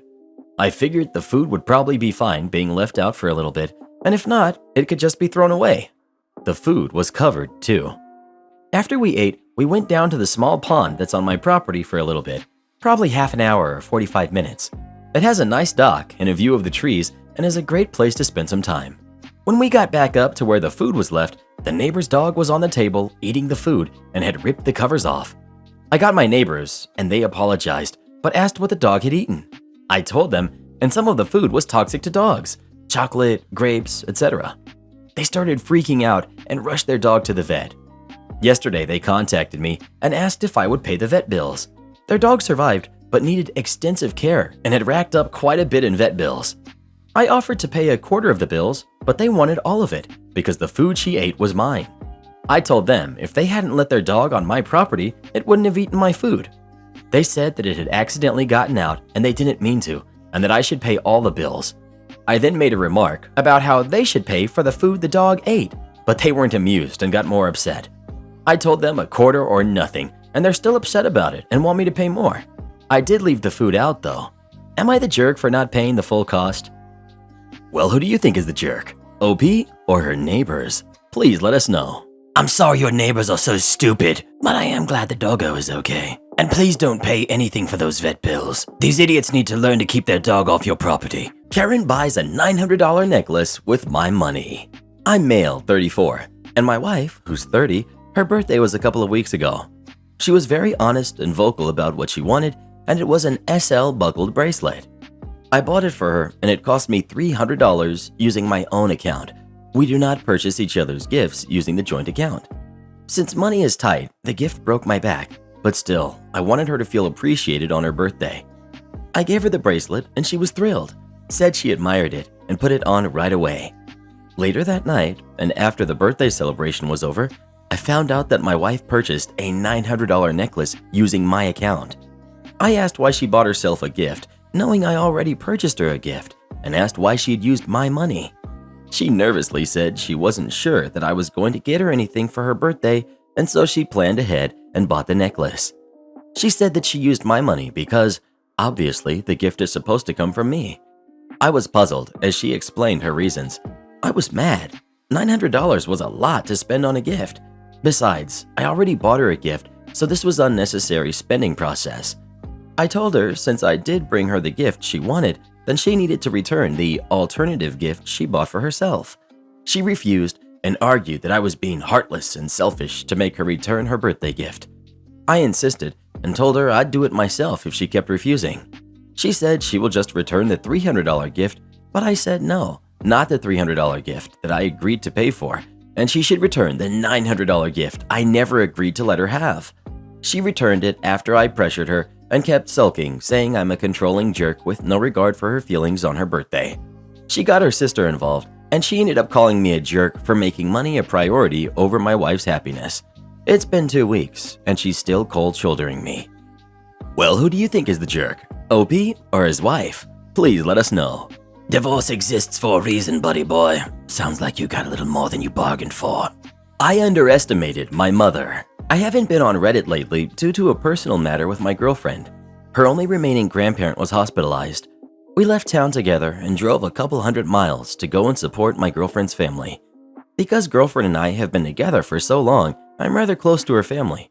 Her parents often joke that one day I'll be their son-in-law whether I like it or not. But while my girlfriend and I were away, my mother found out where my sister and future brother-in-law live now. I kind of expected that to happen at some point, but I figured after saying we were disowned that maybe my mother would leave us alone. But evil Mama Bear will always be evil Mama Bear, won't she? While hundreds of miles away from home, I got warning from my cousin that visits my mother that she'd found out some time ago where my sister was living by spotting her at the local supermarket and following her car home. Apparently, evil Mama Bear just didn't say anything to anyone that she knew for a while, but let it slip to my cousin that she knew and was giddy about getting her daughter back, as she supposedly put it. My sister is a creature of habit and tends to go shopping at the same places and times weekly, and our mother knows that, so her tracking down my sister this way isn't all that surprising. But sister never goes out without her fiancé, future brother-in-law, anymore, and he told me he's always packing a taser now. Apparently, evil Mama Bear waited till I wasn't around to make her move. She's craftier than I gave her credit for. I phoned my sister that I had heard from our cousin that evil Mama Bear knows where she lives and to be ready. And the following day, evil Mama Bear showed up at Sis's front door with flowers and, of all things, a holy Bible. She rang the doorbell several times and sister did not answer, so she resorted to crying and banging on the door to make a scene. And finally, future brother-in-law answered, and he had both a wireless camera nearby on a table and a police-style body cam that I gave them to record with just in case this happened. As soon as future brother-in-law opened the door, evil Mama Bear threw her arms out like she was gonna hug and kiss him, only to pull back as soon as she realized my sister wasn't the one to open the door. She looked completely stunned to be face-to-face with future brother-in-law for a moment before finally speaking. "I'm looking for my daughter. Please let me see her." Future brother-in-law: "I don't think so. Whatever you want to say, you can say from here." Mom: "Please, I have to talk to her now. This is all a huge misunderstanding." Sister emerges from another room. "What I understand, Mom, is that you are a jerk who hates my fiance, demanded I don't have my baby, and then tried to attack me. Then you disowned me, saying you no longer have any kids. What about that was a misunderstanding?" Mom holds up the Bible. "Please, I wasn't myself then. I've done a lot of soul searching and gone to church. I found God. Come home. You can live in my bedroom. I'll sleep in the basement. I'll even let your boyfriend move back in too." Total lie. My cousin would have told me if she was going to church. She can't stand church. She'd probably start burning if she stepped into one. And from what my cousin also told me, she's never once stopped referring to future brother-in-law with rude names. Sister: "Oh, what about how you referred to all of us as rude names and then broke Craggle's windows with rocks that had more mean names written all over them?" Mom: "I did what I had to do. Craggle ruins everything." Sister: "Craggle didn't ruin anything. He just finally opened my eyes to what kind of a person you really are and what person I let you turn me into, mother." Mom: "Don't you mean mummy?" Sis: "No, I mean mother. I'm never calling you mummy again." Mom starts bawling and holding up her Bible again. "But the Bible says to honor thy father and thy mother." Future brother-in-law: "Yeah, and it also says not to provoke your kids to wrath. I've never read the Bible, and even I know that. Have you even read it? Or did you just buy it along with those flowers on the way here? Mom, But the Bible says, future brother-in-law, not to lie, steal, commit adultery, or bear false witness? How many of those are you guilty of, huh? sister, all of them. Mom, Throws the flowers and Bible onto the ground. It's Craggle, isn't it? He's turned you against me. Everyone is against me. said while stamping her foot. Sis, Craggle didn't do anything to do that. It was all you. Then, I kid you not, my mother let out a loud noise that sounded a lot like a and then proceeded to lunge at Sis. But future brother-in-law intercepted her and had her pinned on the floor in seconds pretty easily, as she's not very big. Brother-in-law, Honey, call the police. Mom, You can't do this to me. I am your mother. You are supposed to love me. From there on, it was just some repetitive nonsense while future brother-in-law held her down until the police arrived. Predictably, as soon as they showed up, evil Mama Bear started screaming. Help! This jerk is attacking me for just wanting to see my daughter. He's brainwashed her. Do something. Sis, I do not want her near me. Evil Mama Bear struggled a bit more, and the cops had to restrain her. She ended up screaming at them that they were all names too, which got her a shiny pair of bracelets and a frog march into a police car.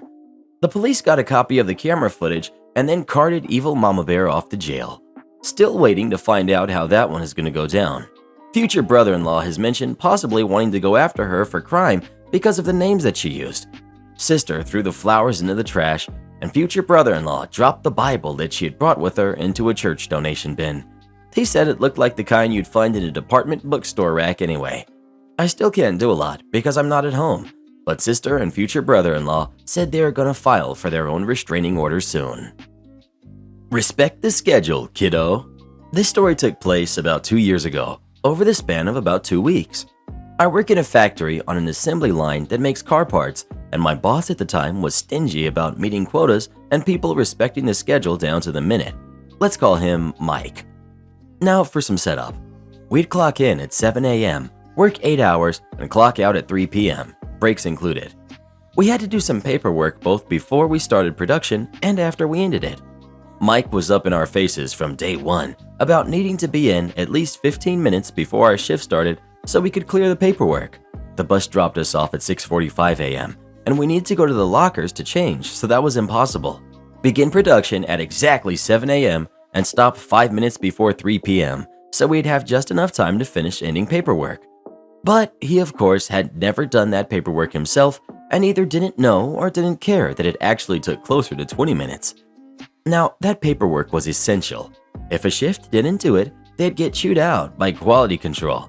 And combined with the fact that Mike was strict about the quota, 8 hours just weren't enough to do everything they wanted. It was closer to 9 hours. But I said, fine, I'll let it slide, and started coming to work with my own car just so I could be early and also stay 15 to 20 minutes over to finish up. I wasn't reimbursed for gas, I wasn't paid overtime for coming early and leaving late, but it stopped the near daily arguments with Mike, so I relented. Fast forward about 6 months, and me and my team had a solid routine in place. Everything went smoothly. We mostly met the quota, the paperwork was always done, until one day it wasn't. One Monday morning, my car had trouble starting up, and I'd already missed the bus, so I called Mike to let him know I'd be running a bit late. I figured, hey, he noticed I try my best every day, and he had let it slide this one time. How wrong I was. Mike was polite over the phone, but he chewed me out the moment I got in. I was 2 minutes late. I made it in at 7:02. Next time you're late, don't bother coming in. I don't need lazy people working here. That was just one of the nasty things he said, but it's the one I remember the most clearly because it blew me away.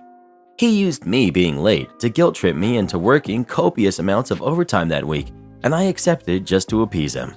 I wasn't a very confrontational person, so I always took the path of least resistance in an argument. And long story short, the overtime left me so drained that I overslept Friday and was late again. This time, I made it in at 7:03.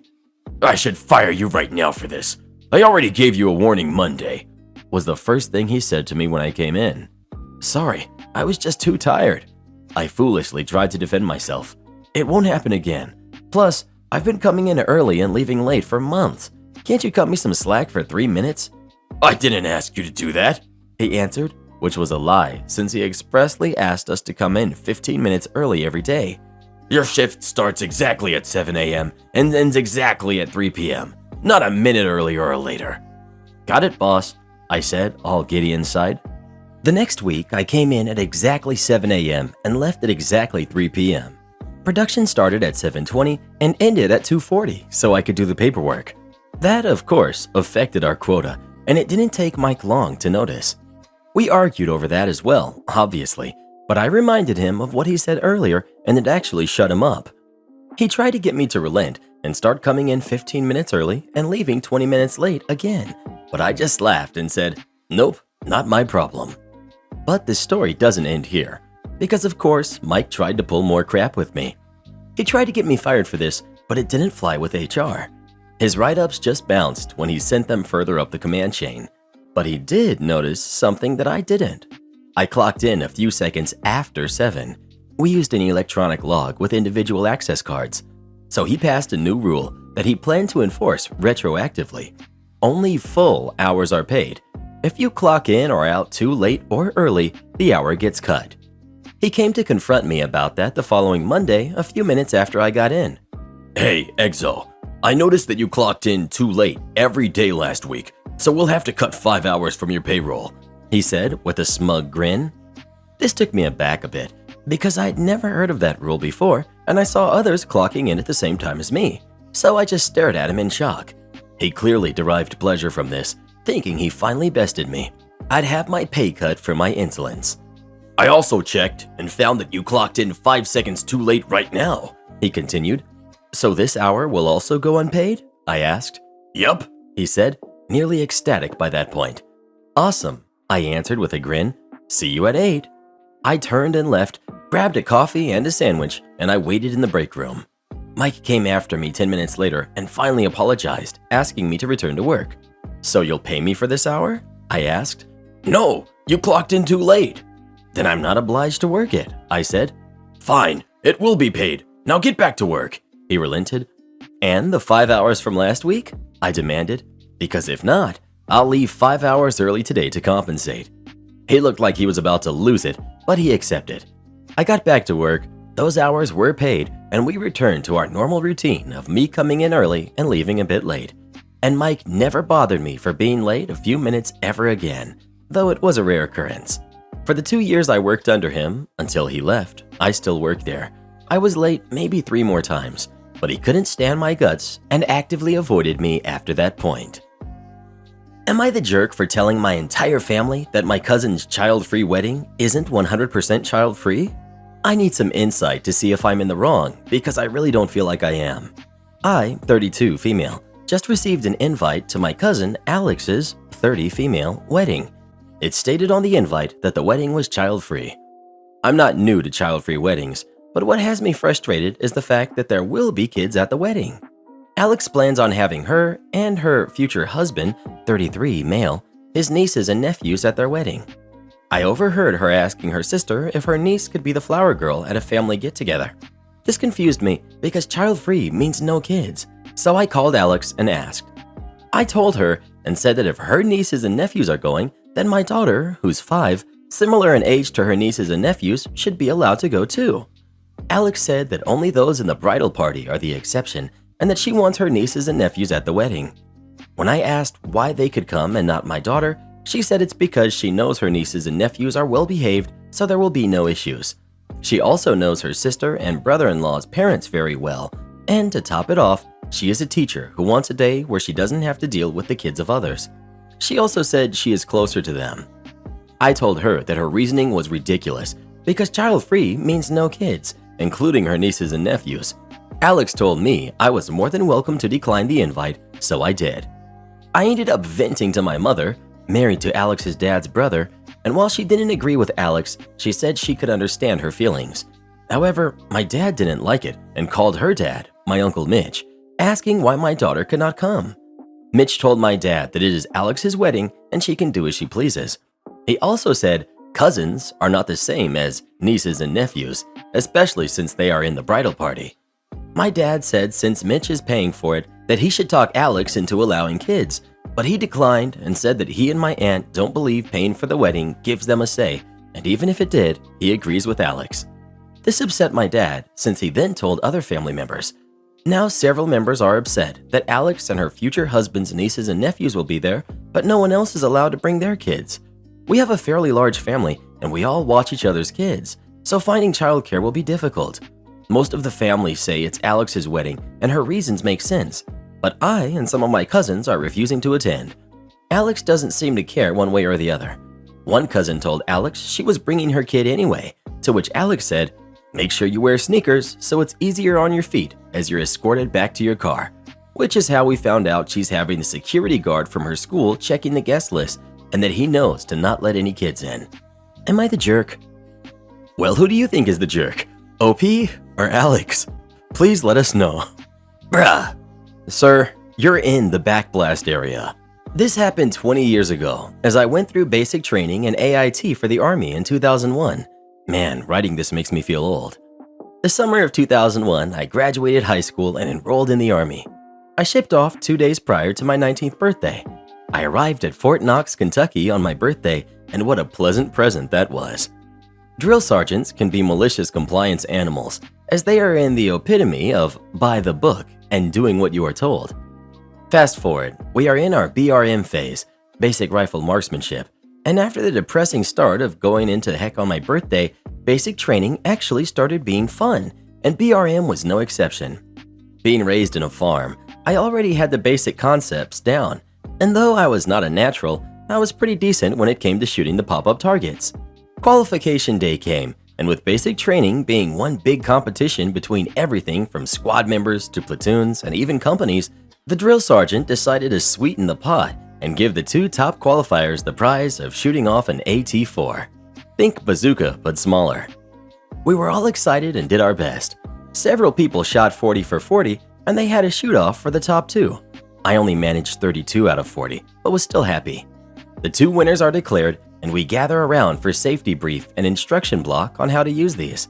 Before firing, you are told to yell, "Backblast area clear," and that tells anyone in the wake of the concussion of the blast that they should move to the left or right so they are out of the danger zone. The 2 winners get their AT-4, get in position to fire. The first guy goes and screams his warning and aims at the old tank 400 yards away. Big boom! Men turn into kids and holler and cheer. Second winner steps up and gets prepared, looks back, yells his warning, and stops. A platoon leader had come up and was standing about 20 feet directly behind the soldier getting ready. The drill sergeant asks the platoon leader to move to the left or right, but he doesn't. He walks back about 30 yards or so and nods his head, indicating that he's good. The drill sergeant doesn't move and yells, "Sir, that's not far enough." He tells the platoon leader that the effective backblast area of an AT-4 is 100 yards and he should move. The platoon leader did not like being given instructions by an enlisted soldier, and since the platoon leader was fresh out of officer training, thought he knew everything. Replies back that he did not need to be retaught what he already had learned and to continue on with the exercise, to which the drill sergeant nodded and looked at the soldier and said, "Carry on." The soldier, now looking very timid and scared, is hesitant and pauses. The drill sergeant approaches and loud enough for everyone to hear says, "Did you not just hear the lawful order your platoon leader gave you? Carry on, soldier." The guy swallows, yells, "Backblast area clear," one more time, checks his rear, shrugs, aims at the old tank, and fires. The platoon leader was knocked flat on his back as the concussion wave hit him. He got up uneasily and looked up. Every bit of mucus this apparently sick platoon leader had in his face was oozing out of him by now. The drill sergeant gives the all clear, nods at the platoon leader, and grins. Platoon leader burns holes in the drill sergeant with his eyes, but can barely keep standing as he hobbles over to the medic to get checked out. Next level version of read the menu. Couple came in the other day. Wife was nice, husband was a jerk. First thing he does when I greet him is toss the menu on the table and angrily point at the brunch section. "What is this? No one can read this. Look at how tiny this print is. What is this, huh? Specials or what?" "Sir, that's the brunch menu. We serve brunch from 10 to 3 on Saturdays and Sundays, so we're on our lunch and dinner menu, which is right over here for you." Gestures to the menu. "No normal person can read this menu. I'm sorry, sir. We don't have a more accessible physical menu available. But if you use these QR codes, you can pull it up on your smartphone and magnify it to your comfort level. No, I should not have to do that. Tell me, what are your recommendations? Gives recommendations with great detail. No, I do not want those. They sound messy, and I don't like that kind of food. I give different recommendations with great detail. No, I don't want it. So, what kind of food were you in the mood for? I want fish or something. I give fish recommendations in great detail. At this point, I'd basically read the entire menu to him as we don't have a large amount of items. Give me some time. I'll look at the menu on my phone. I come back a few minutes later to see him seething angrily at his phone. I ask if he has any more questions. He asks about several dishes until we've gone through the entire menu. At this point, I already let my managers know about the situation. I had time because we weren't busy, so I tried helping the man find something he'd like, with some modifications. Again, we've gone through the entire menu together. I basically read the whole darn thing to him like a bedtime story. I want a ribeye, medium rare, with vegetables. Sir, we do not carry steaks. Do you have filet mignon or something? Sir, as I said, we do not carry steaks. Really? He gives a stink face and that stupid squinty grin that jerky entitled customers always make. Sir, we've gone through the whole menu. Then I want mahi-mahi. So, you want our mahi-mahi tacos? No, I want a full mahi-mahi with potatoes or something. I can offer you our salmon. It comes on a bed of butternut squash puree and grilled Brussels sprouts, corn, asparagus, and fingerling tomatoes. Makes the stupid squinty grin of contempt again. You can get salmon anywhere. I don't want that. Okay, well then I'm not sure what I can do for you. Just get me the mahi-mahi tacos. Those come breaded. We can make them grilled for you if you'd like. No, just have them come normally. Long story cut short, he said he liked the tacos as he was eating them. Then when he was done eating all of them, he told me that they were so disgusting he wouldn't feed them to his dog. He says he hates breaded fish. Weird, because I told him that it was breaded and offered an alternative. I asked him why he said they were good earlier, and he said he's not a liar and he's not trying to get anything for free. And I said, yup, you're not getting it for free regardless. You ate it. Tip, 10%. Wish I had seen it before he left so I could have scribbled out the tip in front of him. I don't need your money. Forget you, illiterate jerk. Influencer gets mad when we say no, tries to ruin us, and it backfires. This happened 3 years ago before lockdown, and you need to know a few things first. Our sanctuary was only 2 years old at the time. It is out in the country, not too far from town, but far enough that the town is no bother to us. Now at this time, Jax actually went viral for a few weeks. Basic viral video. We had an animal that did something cute with Jax that was caught on camera. Upload to the sanctuary Twitter, and boom, viral. So our sanctuary raises in popularity. Jax even got a bunch of fangirls. Can't blame them. Cute guy plus cute animals, hard not to love. Anyways, this resulted in a lot of influencers contacting us looking to work with us. Now, not all were bad. Some actually wanted to help, but some were just plain crazy. Like this one, we will call her Ella, fake name. Ella originally contacted us through an email asking to meet in person. After some checking, we agreed. This is how the meeting went. Ella comes into our office. Jax, hey, how can I help you? Side note, Jax was in his sanctuary uniform because the guy literally never takes it off. Ella, I'm here to talk to the owner. Just to note, Ella seemed to be turning her nose up to Jax. Jax, that would be me. You must be Ella. Yeah. She seemed mad that Jax didn't immediately recognize her. Jax, well, let's go back into the meeting room. Ella follows Jax and I back. Jax, so I was told you want to help out the sanctuary. Yeah, I have an offer that benefits you both. Okay, let's hear it. Well, I'm getting married, and I would like to take my wedding photos here, posing with some of the animals. Jax, huh? Ella, as you likely already know from my channel, I'm an animal lover, and I think this would be a great place for my wedding photos. Jax, I'm sorry, but no, we can't do that. I do not allow people in the sanctuary with the animals. It stresses them out. It wouldn't be a lot of us, just me and my fiance and my bridesmaids, my 2 kids and the cameraman. Jax, I'm sorry, but the answer is still no. We won't be long, a few hours at the most. No, I'm sorry. This is ridiculous. I am trying to help you. Jax, by stressing out my animals? Yeah, sure. You know who I am, right? Jax, no, I don't actually. One of a million wannabe celebrities, I'm guessing. Forget you. You're going to regret this. One video, I can have hundreds of thousands of loyal fans after you. Jax, oh, I'm so scared. I think you need to leave. Forget you. She leaves. 2 days later, she actually posted a video. And the best part, she literally told the story, word for word, what happened. She didn't change anything to make herself look better, just the complete truth. Like, she actually thought she was right in this situation. Well, her fans weren't happy and started calling her out as entitled and full of herself for wanting to risk the safety of the animals and thinking she was more important. She lost a few thousand followers and was called out on a few lesser-known drama channels. She issued an apology, but was also called out for that because people thought she made too many excuses throughout it. She has kids and wanted them in the photos too. Forgot to mention this. People keep asking for names. This is why it's not going to happen. 1, it's against the rules. 2, as I said, we get a lot of influencers. Some we do and don't work with.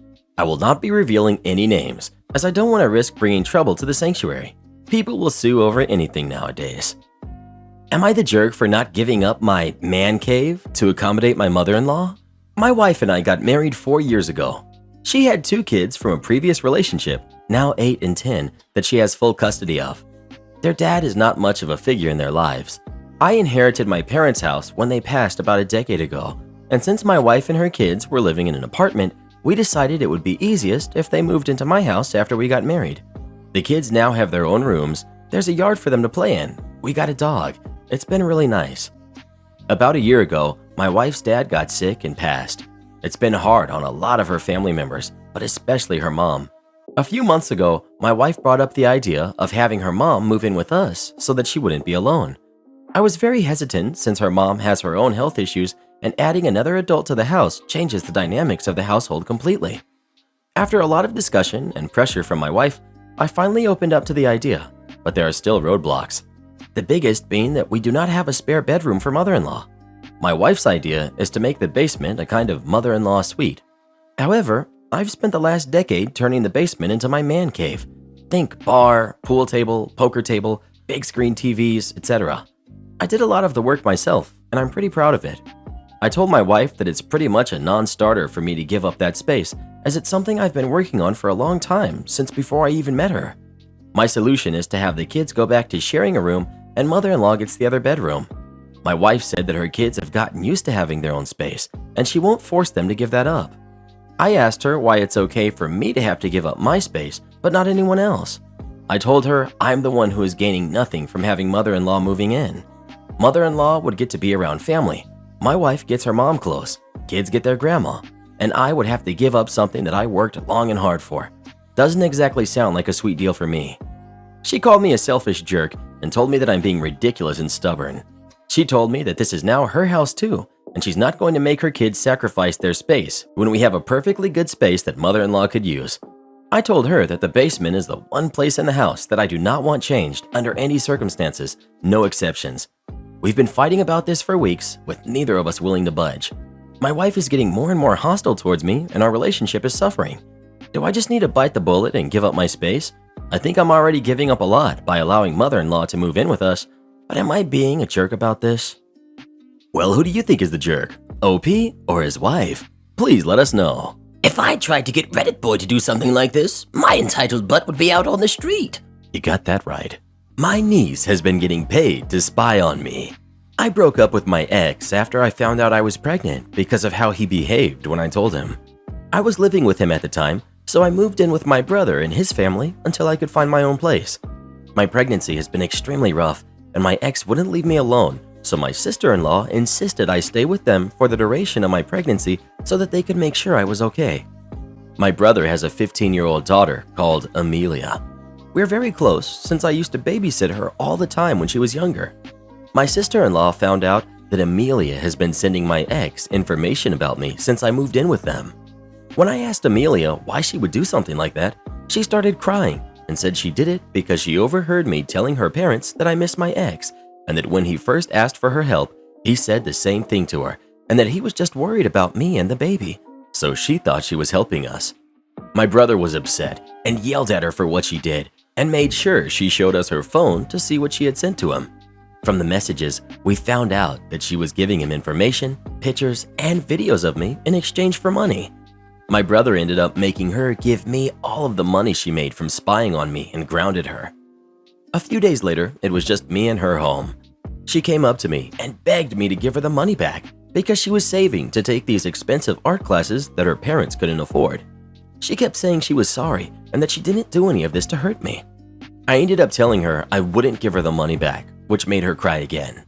I did confront my ex about it, but he was not apologetic at all and told me I should have let her keep the money since she was just a kid and this was all of his doing, not hers. He also said he wouldn't have had to resort to this if I had just spoken to him myself like an adult. Am I the jerk? A wild Karen gets banned from a hardware store and I get free food. This happened in Australia a while ago. This occurred just before our first lockdown and there were mandatory requirements when shopping at retail stores. For context, in high school and all throughout university, college for you Americans, I worked at a mom-and-pop hardware store, so I know my way around hardware. Please note that in our big box hardware stores, there isn't much customer service. Most staff are there to check on stock levels, stock shelves, and attend the cash register. The old warhorses, staff, are always occupied helping people, but they are in short supply. So it's a Saturday and I need some plumbing supplies. I'm in one of the most intimidating aisles for a lot of people. It's got all the copper, tap, and toilet fittings. I've got all the items I need and I've been there a good 20 minutes.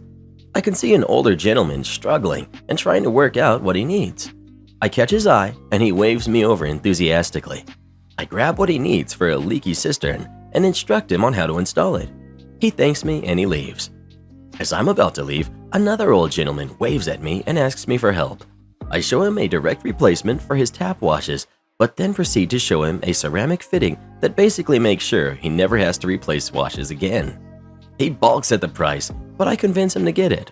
Once a salesman, always a salesman. Plus, he gets a senior discount.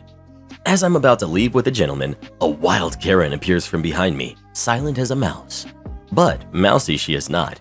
She's dumpy, she's middle-aged, big bushy brown hair, and face that's caked in makeup, screeching at me. Oi, you! I want these items. As I turn, she shoves a list in my face. Now, if she had smiled at me and asked politely, I would have been happy to help her. But forget that noise. I smile and politely decline. Sorry, I don't work here, indicating my clothes. I've got a blue singlet on, blue cargo shorts, pockets full with plumbing products. Staff wear red and green. So I turn and proceed to leave. Karen reaches out her claw-like hand and tries to turn me towards her, but I slip out of her grasp.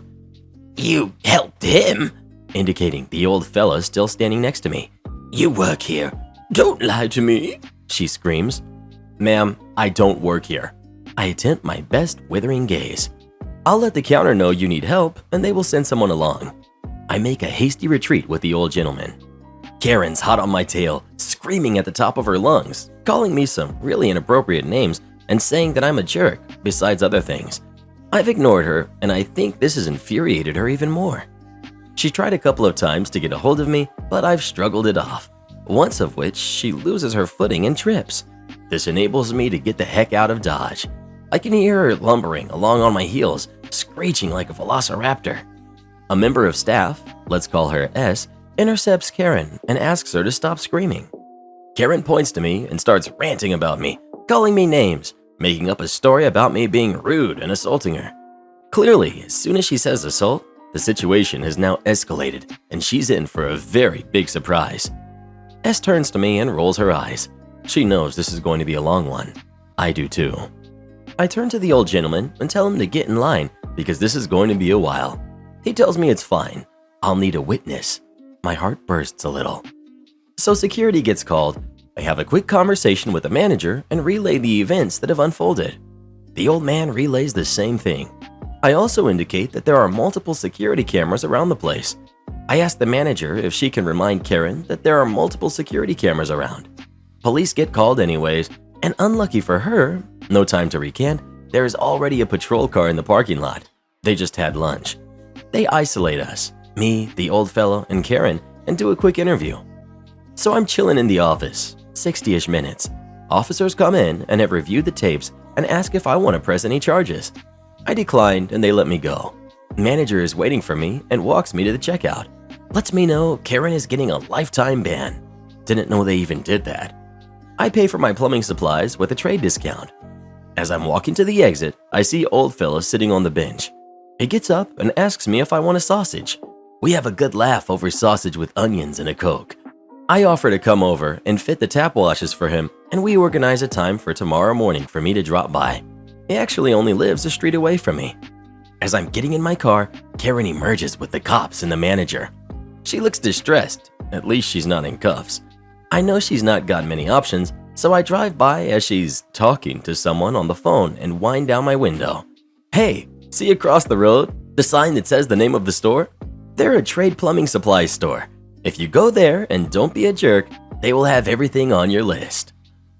Yes, sir. About 15 years ago, I was in the Army, and I had what we'll call a very unique skill set. There were several people in my unit with that specific skill set, but for some odd reason, all of the hot 20 to 26-year-old ladies got Monday through Thursday shifts and had Friday, Saturday, and Sunday off, while guys like me got Thursday through Monday night shift, despite having seniority over some of the ladies in both rank and time on mission. To make things worse, administrative staff like our commanding officer and platoon sergeant, bosses, worked Monday through Friday and weren't willing to budge on us being active during their work hours. This meant that quarterly training, like PowerPoints we had to watch for harassment, typically occurred both on my day off and in the middle of my sleep time. Given that I worked 16-hour shifts and the round trip to base was an hour, I was perpetually sleep deprived. Even if I got off of work on time and went straight home, I could get optimistically 6 hours of sleep per day between driving, eating, and showering. This went on for years over my objections. I literally went nearly 2 years without a day off concurrently with my wife, a day worker. Interestingly, the Army did a study demonstrating that after around 18 hours of consciousness, you make the same number of stupid and careless mistakes as if you were legally intoxicated. Sadly, no one told my platoon sergeant, aka my boss. He decided that sleep deprivation didn't matter. In fact, one day when I was transitioning from a junior enlisted, technically a specialist, but if you're not familiar with Army ranks, think private, to an NCO, sergeant, my platoon sergeant decided I needed some NCO responsibilities. Reasonable. We were having a range day. We had to qualify annually, and we needed a duty driver to shuttle soldiers back and forth from the barracks. I was voluntold. Suffice it to say that I was on loan to a certain agency, and I needed to put in an ops release to miss work. It was rejected due to staffing issues. At the time, there was no one else available that could do a certain thing that I could do. I told my platoon sergeant, and he informed me that the ops release was a courtesy. I was going, and it would only take 8 to 10 hours.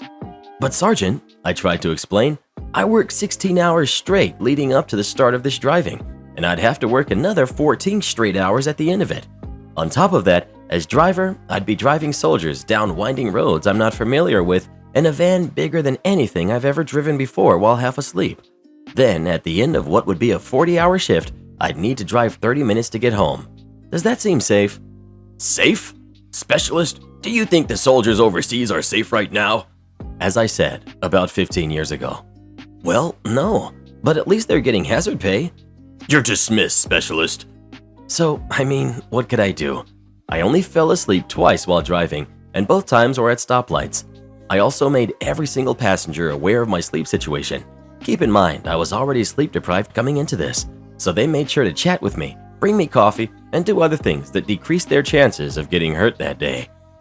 Around hour 38 of this, around 40-hour shift, an important person swung by my place of duty to check on something.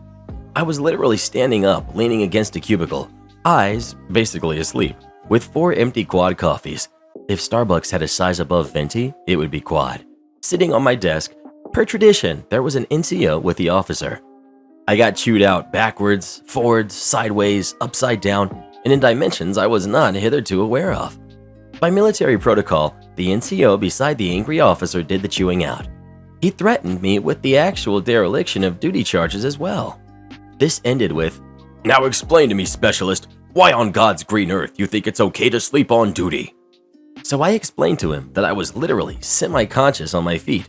I'd drunk so much coffee, I'd started having heart palpitations and decided to stop, and that it was hour 38 on duty and I was simply at my limits. I cannot stress enough that important people cared about what I was doing. A lot. Really important people. At this point, the officer stepped in. "You've been doing this for 38 straight hours?" So I explained to her how I had had to drive a van around during my sleep time, and this important mission had informed my unit that I was irreplaceable. But my unit decided it was crucial that, specifically the guy with the irreplaceable skill set who was working shift, be the duty driver that day. I further explained how this wasn't that uncommon. I couldn't even remember the last time I had had a week where I was allowed to sleep during my sleep time for the entire week uninterrupted. The number of silly things that I had to do instead of sleeping was mind-boggling. "Who is your commissioning officer?" I tried not to smile and told her. "Carry on, specialist." Needless to say, by lunchtime, aka the equivalent of maybe 1 a.m. for me, I got a phone call. "Report to the platoon sergeant's office right now." I sighed. To say that I was sleepy was something of an understatement. And keep in mind, I got home around 8 a.m. and had to work again around 4 p.m. The round trip to base alone would take an hour, plus I had to get dressed, be presentable, and deal with their nonsense. Then undressed again afterwards, then dressed again and drive back. "Please explain to me why the command sergeant major just chewed me out over our in-house scheduling decisions." So I told him what happened. "You told them that?" Should I have lied to my mission commander about my level of readiness, Sergeant? He turned red, like Santa's cheeks. Not a Norse berserker. No berserker-like traits at all. Nope, I took a totally professional step backwards. He was about 6'2" and 250 pounds of NCO. And I felt like I was hogging all of his oxygen. "Get out!" So I did. It came down from on high that our unit was to have 2 quarterly training days henceforth. No more waking us shift workers up 1 to 2 times per week, every week for administrative crap, period. All missions were informed that our soldiers would be doing one of the 2 training days, pick one. Happy ending, right? Yeah, that's never how it works in the military when you get someone above you in trouble. What's the nastiest, stupidest duty you can imagine giving someone that was stateside in a strategic unit? The urinalysis guy. For those of you that don't know, it's his duty to plan and execute urinalysis. This requires literally monitoring your fellow soldiers because there's a variety of products that can fool the urinalysis, and the only way to, you know what, just trust me, it's nasty. Fortunately, there was a loophole. You see, the powers that be are aware of the good old boys system that develops sometimes in the army, and it's really, really important that the guys with weapons aren't on anything. As a result, per regs, as they existed at that time, and maybe even now, if the urinalysis guy calls a urinalysis, it takes a full bird colonel to cancel it. That's 1 step down from a general. That's right, when the urinalysis guy decides it's time for the monthly urinalysis, wake up, get in uniform, drive to where he says it's happening, and God help you if you've got alcohol or something in your system. To make matters worse, for them, a friend of mine, let's call him Kroger, had been punished for having alcohol in his system during one of their urinalysis. It was on his day off because he was a shift worker, and it was during hours that were duty hours to the day workers, but off duty for us. I had about a year left, no intention of re-enlisting, and my unit had already been slapped down by angry people for messing with me.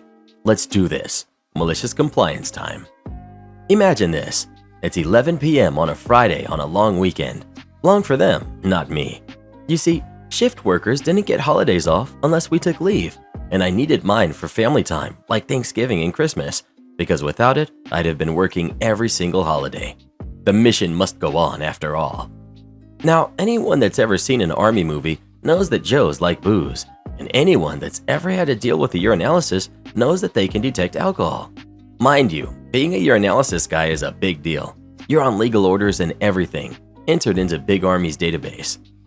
Between the time I began the formal process of calling a urinalysis and the time I would have had them coming in, around 3 a.m. on their days off, since they had established the precedent that soldiers don't get days off whenever we complained about losing sleep to stuff like this, my orders vanished. To this day, I don't know how they did it. I suspect that our CO or some other bigwigs were at a party or something and realized that they were about to have to explain to a full bird colonel how half of their unit popped hot on a urinalysis, which would have required, legally required, that colonel having a one-on-one chat with me about why I chose that time, and perhaps a discussion about how the unit was being run. Yeah, they never gave me another duty the entire time I had left in the Army. I never had issue with another leave request, and they generally just left me alone. At the time, I thought it was because I'd made my point that I was sick of their crap, but looking back, I wonder who would have come up positive for what specific things during that surprise year analysis such that they were able to rescind my big Army orders in less than 1 day and in the middle of the night at that. Neighbor thinks he's entitled to take our fence down. I rent a house with my sister and brother-in-law as well as my hubby and kids. At the time of this, I only had the one kid and it's only my sister and I in this story. The neighbor isn't so much of a neighbor, but a guy who bought the house next door, tore it down, and built 2 of those skinny houses. I can't remember what they're called. Property investors, developers, I have no idea. It was summer, so my sister and I were out in our backyard with my daughter playing around when this guy pops his head over the fence and asks if we can talk. I don't like talking to people, so my sister went up to him to see what was up. Guy: "Hey, I'm so-and-so. Do you live here?" Sister: "Yes, we do." "Great. I own these 2 houses next door, and I'm trying to get them ready to put on the market. I have guys coming to build a fence, and I was hoping you'd be okay with me having them rebuild this side of your fence as well. I'll cover the costs of everything." Sister: "That sounds great, but unfortunately, we don't own the place, we rent, so you'll have to call my landlord. I can give you his info." Guy, looking slightly frustrated: "Okay." My sister gives him our landlord's number and he leaves. We send off a quick text to our landlord to let him know what happened and that someone would be calling him about the fence. Landlord was game, as he didn't have to pay for anything, but had a feeling the guy would want to change the fence style, so definitely wanted to talk to him about it. A little over a week later, it was morning. I let my dogs out and went to make my daughter breakfast. I was about to start when the doorbell rang. There was a guy dressed in construction gear. I opened the door, and before I can say hello, he goes, "Construction dude." "You need to get your dogs inside." Me: "And why is that?" Construction dude: "Because we're here to take the fence down, and we can't do that with the dogs out there." Me: "Oh, sorry. I didn't realize everything had been all sorted out. No one notified me. Yeah, I'll get them in." I close the door, and as I'm about to head to the back door, a thought crosses my mind that maybe I should confirm everything with my landlord. Well, good thing I did, because he had not received one call from anyone about the fence. Not even a missed call from a number he didn't recognize. Nothing. At this point, my sister was awake, and I had continued to leave my dogs outside. My landlord suggested for the supervisor and asking him to have the guy who hired him call my landlord. I forgot to mention, totally important though, my landlord owns the whole fence. Even though it's technically a shared fence, he's the one who owns it completely. They need my landlord's permission to take it down or face destruction of property charges. I don't even have a chance to finish writing my landlord's number down before there's another knock on my door. My sister answers this time. Construction dude: "You need to get the dogs inside." Sister: "You need permission to be here." My landlord just informed us that he had no idea anyone was coming to take the fence down today or any day, which is pretty concerning since he's the one that owns the fence. Construction dude: "I don't know anything about that." Sister: "I get that. That's why I need to talk to the supervisor. I can give him landlord's number and we can get all of this cleared up." My sister then goes to talk to the supervisor. I stayed inside with my daughter, dog still outside. My sister comes back and says the supervisor was going to call the guy who owns the houses to get him to call our landlord. About 20 minutes go by when construction dude comes back. "Everything has been cleared up. Could you get the dogs in now?" Sister: "Yes, we can." "Thank you." I let the dogs in and my sister and I go about our day. I should have called my landlord to confirm a second time. About an hour later, I get a text from my landlord. Landlord: "Hey, no one's called me yet. Are the construction guys still there?" When I tell you my heart was in my stomach and throat all at the same time, I quickly call him. Me: "Oh my gosh, you need to get down here. I'm so sorry. The construction dude came to the door and said they worked everything out with you and were given the go-ahead to start working. I should have called you again, but I didn't even think. I'm so sorry, so sorry." Landlord: Whoa, it's okay. It's not your fault. You shouldn't even have to be dealing with any of this. The guy should have called me as soon as you said you didn't own the place. Can you do me a favor though? Go see how much of the fence they tore down and take pictures, please."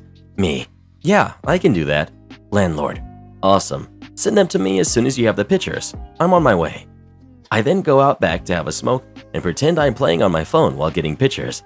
They had already taken down the majority of the fence, and the only parts left was the frame about halfway down.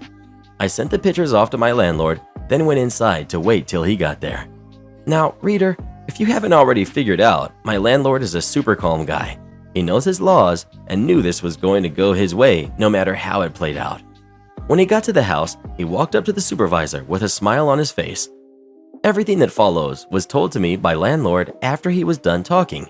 I'm trying to remember this as best I can. So landlord went to the supervisor. Landlord: Hey, I'm C. I own this house here, and this happens to be my fence you're currently tearing apart. Supervisor, eyes go a bit wide.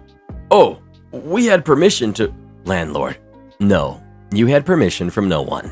No one with the authority to give you permission anyway. I also know for a fact my tenant told you that you needed to have your client call me. Supervisor: I called him, and he said he didn't need to do that, and that everything was good to go. He's already had your permission. Landlord: Then I suggest you call him up for me, please. Supervisor calls the guy and explains that my landlord was there and wanted to talk to him. Landlord: Hey there, it's C. I'm the guy that owns the house that you're currently destroying the fence off. I'm just wondering why you thought you had permission to tear apart my fence. Guy: Oh, I didn't realize the house was owned by someone else. The girl I talked to said I could go ahead and replace the fence. Landlord laughs. No, she didn't. She told you that she didn't own the place and you needed to call me. Even gave you my number. Guy: Now that's not true. Landlord: Just don't. I trust my tenants more than I trust you. So stop with this, and instead, let's talk about the fence. I want my fence back the way it was. Guy: I was of course going to put the fence back. I was going to change the style a bit. Is that all right? Landlord: No, it's not. Had you called me, you and I could have worked out a new style of fence. All I would have asked is that you at least look similar to the rest of my fence. Now, if you want a new fence, you can pay to have my whole fence replaced to look the same. Guy: Okay, I'll have the fence redone the way it was. Landlord: Sounds great. Also, don't forget, the nice side faces me. We all then had a good laugh about how everything played out. Before leaving, my landlord asked if we needed them to do anything to make all this easier on us, since we were the ones living here. We asked that he have them bring in a temporary fence so that we could still let the dogs out. Landlord said he would make sure they brought one in at the expense of the guy, of course. You may think this is the end, but it's not. A temporary fence was brought in, essentially these huge metal panels held together by a metal connector at the bottom and zip ties. We didn't care, it worked. They built the fence, but they left a huge gap between the sidewalk in the backyard and the fence, about a foot deep and wide enough that I could fit my whole leg in it, no problem. They also left the temporary fence for 2 weeks until my dad took it apart and heaved it over the fence. Also, my front gate had to be taken apart, and instead of building it the way it was originally, it was connected to fence, went as wide as sidewalk, but then another little bit of fence was built to connect it to the house. Instead, they built me a barn door instead of a gate. So heavy that it leans, so I have to lift it every time I go to open it, or else it's hard to get it unlocked. I also don't have sidewalk where the new lock was. It dipped down into a rock bed where I would be too short to even reach the lock. Called my landlord, and he had the guy have the workers come back twice, once to pack the gap they left behind, and then the second time so they could add paving stones to the rock bed so that I could reach the lock. Again, this was all done on the guy's dime, and when he tried to complain about it, my landlord reminded him that this could have gone a whole other way and be costing him a lot more money. Also, that he could make him have them rebuild the gate to the original instead of just fixing the problems they created. Hope you guys enjoyed. Am I the jerk for telling my boyfriend I don't want to spend time with his family? I went to meet my boyfriend's family for the first time, and it was a weird vibe. First, his brother, who was in a similar field of work, started quizzing me on my work like it was a job interview. I ended up joking that I don't talk shop unless I'm getting paid for it. After that went on for a while. He asked me, kinda rudely, if I just got into that field to meet a wealthy man. My boyfriend and his family are wealthy, so I said that I was in it to out-earn the wealthy man. Another joke, or half joke at least. I like my financial independence. Next, his cousins asked me if I was a workaholic, like some ex of some guy in the family who was never home and never did her household chores. I said, nah, I'm out of work at 5 on the dot. I care a lot about a good work-life balance. Then they were saying I was such a millennial, which I don't know what they even meant by that. There was more, but overall it felt like a job interview or an interrogation rather than a social event. It felt like I was being asked questions and set up to be judged. I left early after a conversation with his mom, who was asking me about my homemaking skills and not really liking my answers that my boyfriend is the better cook, and before I met him, I was eating too much takeout, but he's teaching me how to cook. His mom made a comment about how, in her day, the ladies brought something special to the table. I kind of tried to play it off as a joke, saying that I bring him beer, but it really didn't land. Anyway, I headed out early and he stayed that night. But as soon as he left too, he wanted to talk about why I had dipped super early. I said I felt like I was being interviewed for a job of being a good wifey instead of just meeting people socially. And I feel like that's not something I enjoy. I like hanging out with people who are chill and accepting. He said he felt like they were just being protective and trying to make sure he was ending up with a good partner, and they meant well. And they are like that whenever a new partner gets introduced, but they warm up to people quick. That every lady in the family had been questioned a bit and bond over it later on. I said I already know I'm a catch, and honestly, they were disrespecting us both. Me by making judgy comments, and him by not trusting him to pick a good partner himself. I said that I didn't feel like going for Thanksgiving or Christmas anymore, unless some people apologize and agree to not do this weird hazing stuff again. He said that he felt like I was being unreasonable. I should give them another chance at Thanksgiving. I feel like he's being insensitive and pushing me to go somewhere I'm not respected again. Am I the jerk for telling my boyfriend I don't want to go to his family's holiday after they met me and it felt like they questioned my worth for hours? Am I the jerk for refusing to help save my mother's house that my dad and stepmom kicked me out of? My dad, stepmom, stepbrother, and I were living in the house my mother originally owned. I moved out after my stepbrother took the box that had all of his mother's jewelry out of his mother's closet and concealed it inside my closet. I had no idea about it until my stepmom walked into my room and asked me one more time if I still insisted on not letting my stepbrother share the car my dad gave me. I said no, and she said, "Okay then," then casually walked to my closet, opened it, pulled out her jewelry box, and started yelling. I freaked out, asking her what was going on. Dad came into the room and she started crying, claiming I stole her entire jewelry box and was planning to sell it. I was stunned. I swore I didn't steal anything, yet my dad didn't believe me. My stepmom demanded I get out of the house, and I had to leave because of the pressure. My stepbrother admitted to putting the box inside my closet and bragged about it. I lived with my uncle for 7 years. I missed my room, backyard, and my mother's memories in that house. My stepbrother took over everything. My dad didn't attempt to connect for years and kept calling me thief until recently when I visited my uncle's and he happened to be there. He looked thin and exhausted. He said he found out my stepmom set me up and apologized for not believing me then. He said he forgave her and hoped I'd forgive him because he won't forgive himself if I don't. He then talked about having debts and needing money to pay off debts or he'd lose the house and asked to borrow money from me. I got quiet. Then I asked, why can't they sell the jewelry they accused me of stealing? The car he took back. Heck, where's my stepbrother when they need him? My dad shook his head and asked if my mom would want for me to see him homeless with no help, or worse, see the house she built and her memories there go to waste. I said I won't pay after they kicked me out of my mother's house because stepmom didn't want me there. You must be wondering where my stepbrother is now. He's passed on. He moved to another town, became a police officer for 4 years. He conned people out of their money and houses. He robbed people blind, took possession of their legal documents, and falsified them to his own benefits. He passed suddenly at the age of 33, so he didn't enjoy his ill-gotten gains for long. My dad and uncle agreed that by paying, I'm saving my mother's house, but it's no longer her house after my stepmom turned it into a shrine for her son, who she calls a hero, and used my room as storage for his things. When I walked in for the first time after years, I felt nothing. The connection is no longer there. I still refused to pay, and we had an argument, then I left. My uncle is saying I'm making a mistake by thinking irrationally and in a spiteful manner and should consider that my dad and stepmom are helpless, sick, grieving, and need help. Am I the jerk? Do this next. Tap here on your screen to come see our new podcast playlist, where you'll find thousands of hours of the best stories you've ever heard. or tap the one on the right. That episode is specifically just for you based on other videos you've enjoyed the most.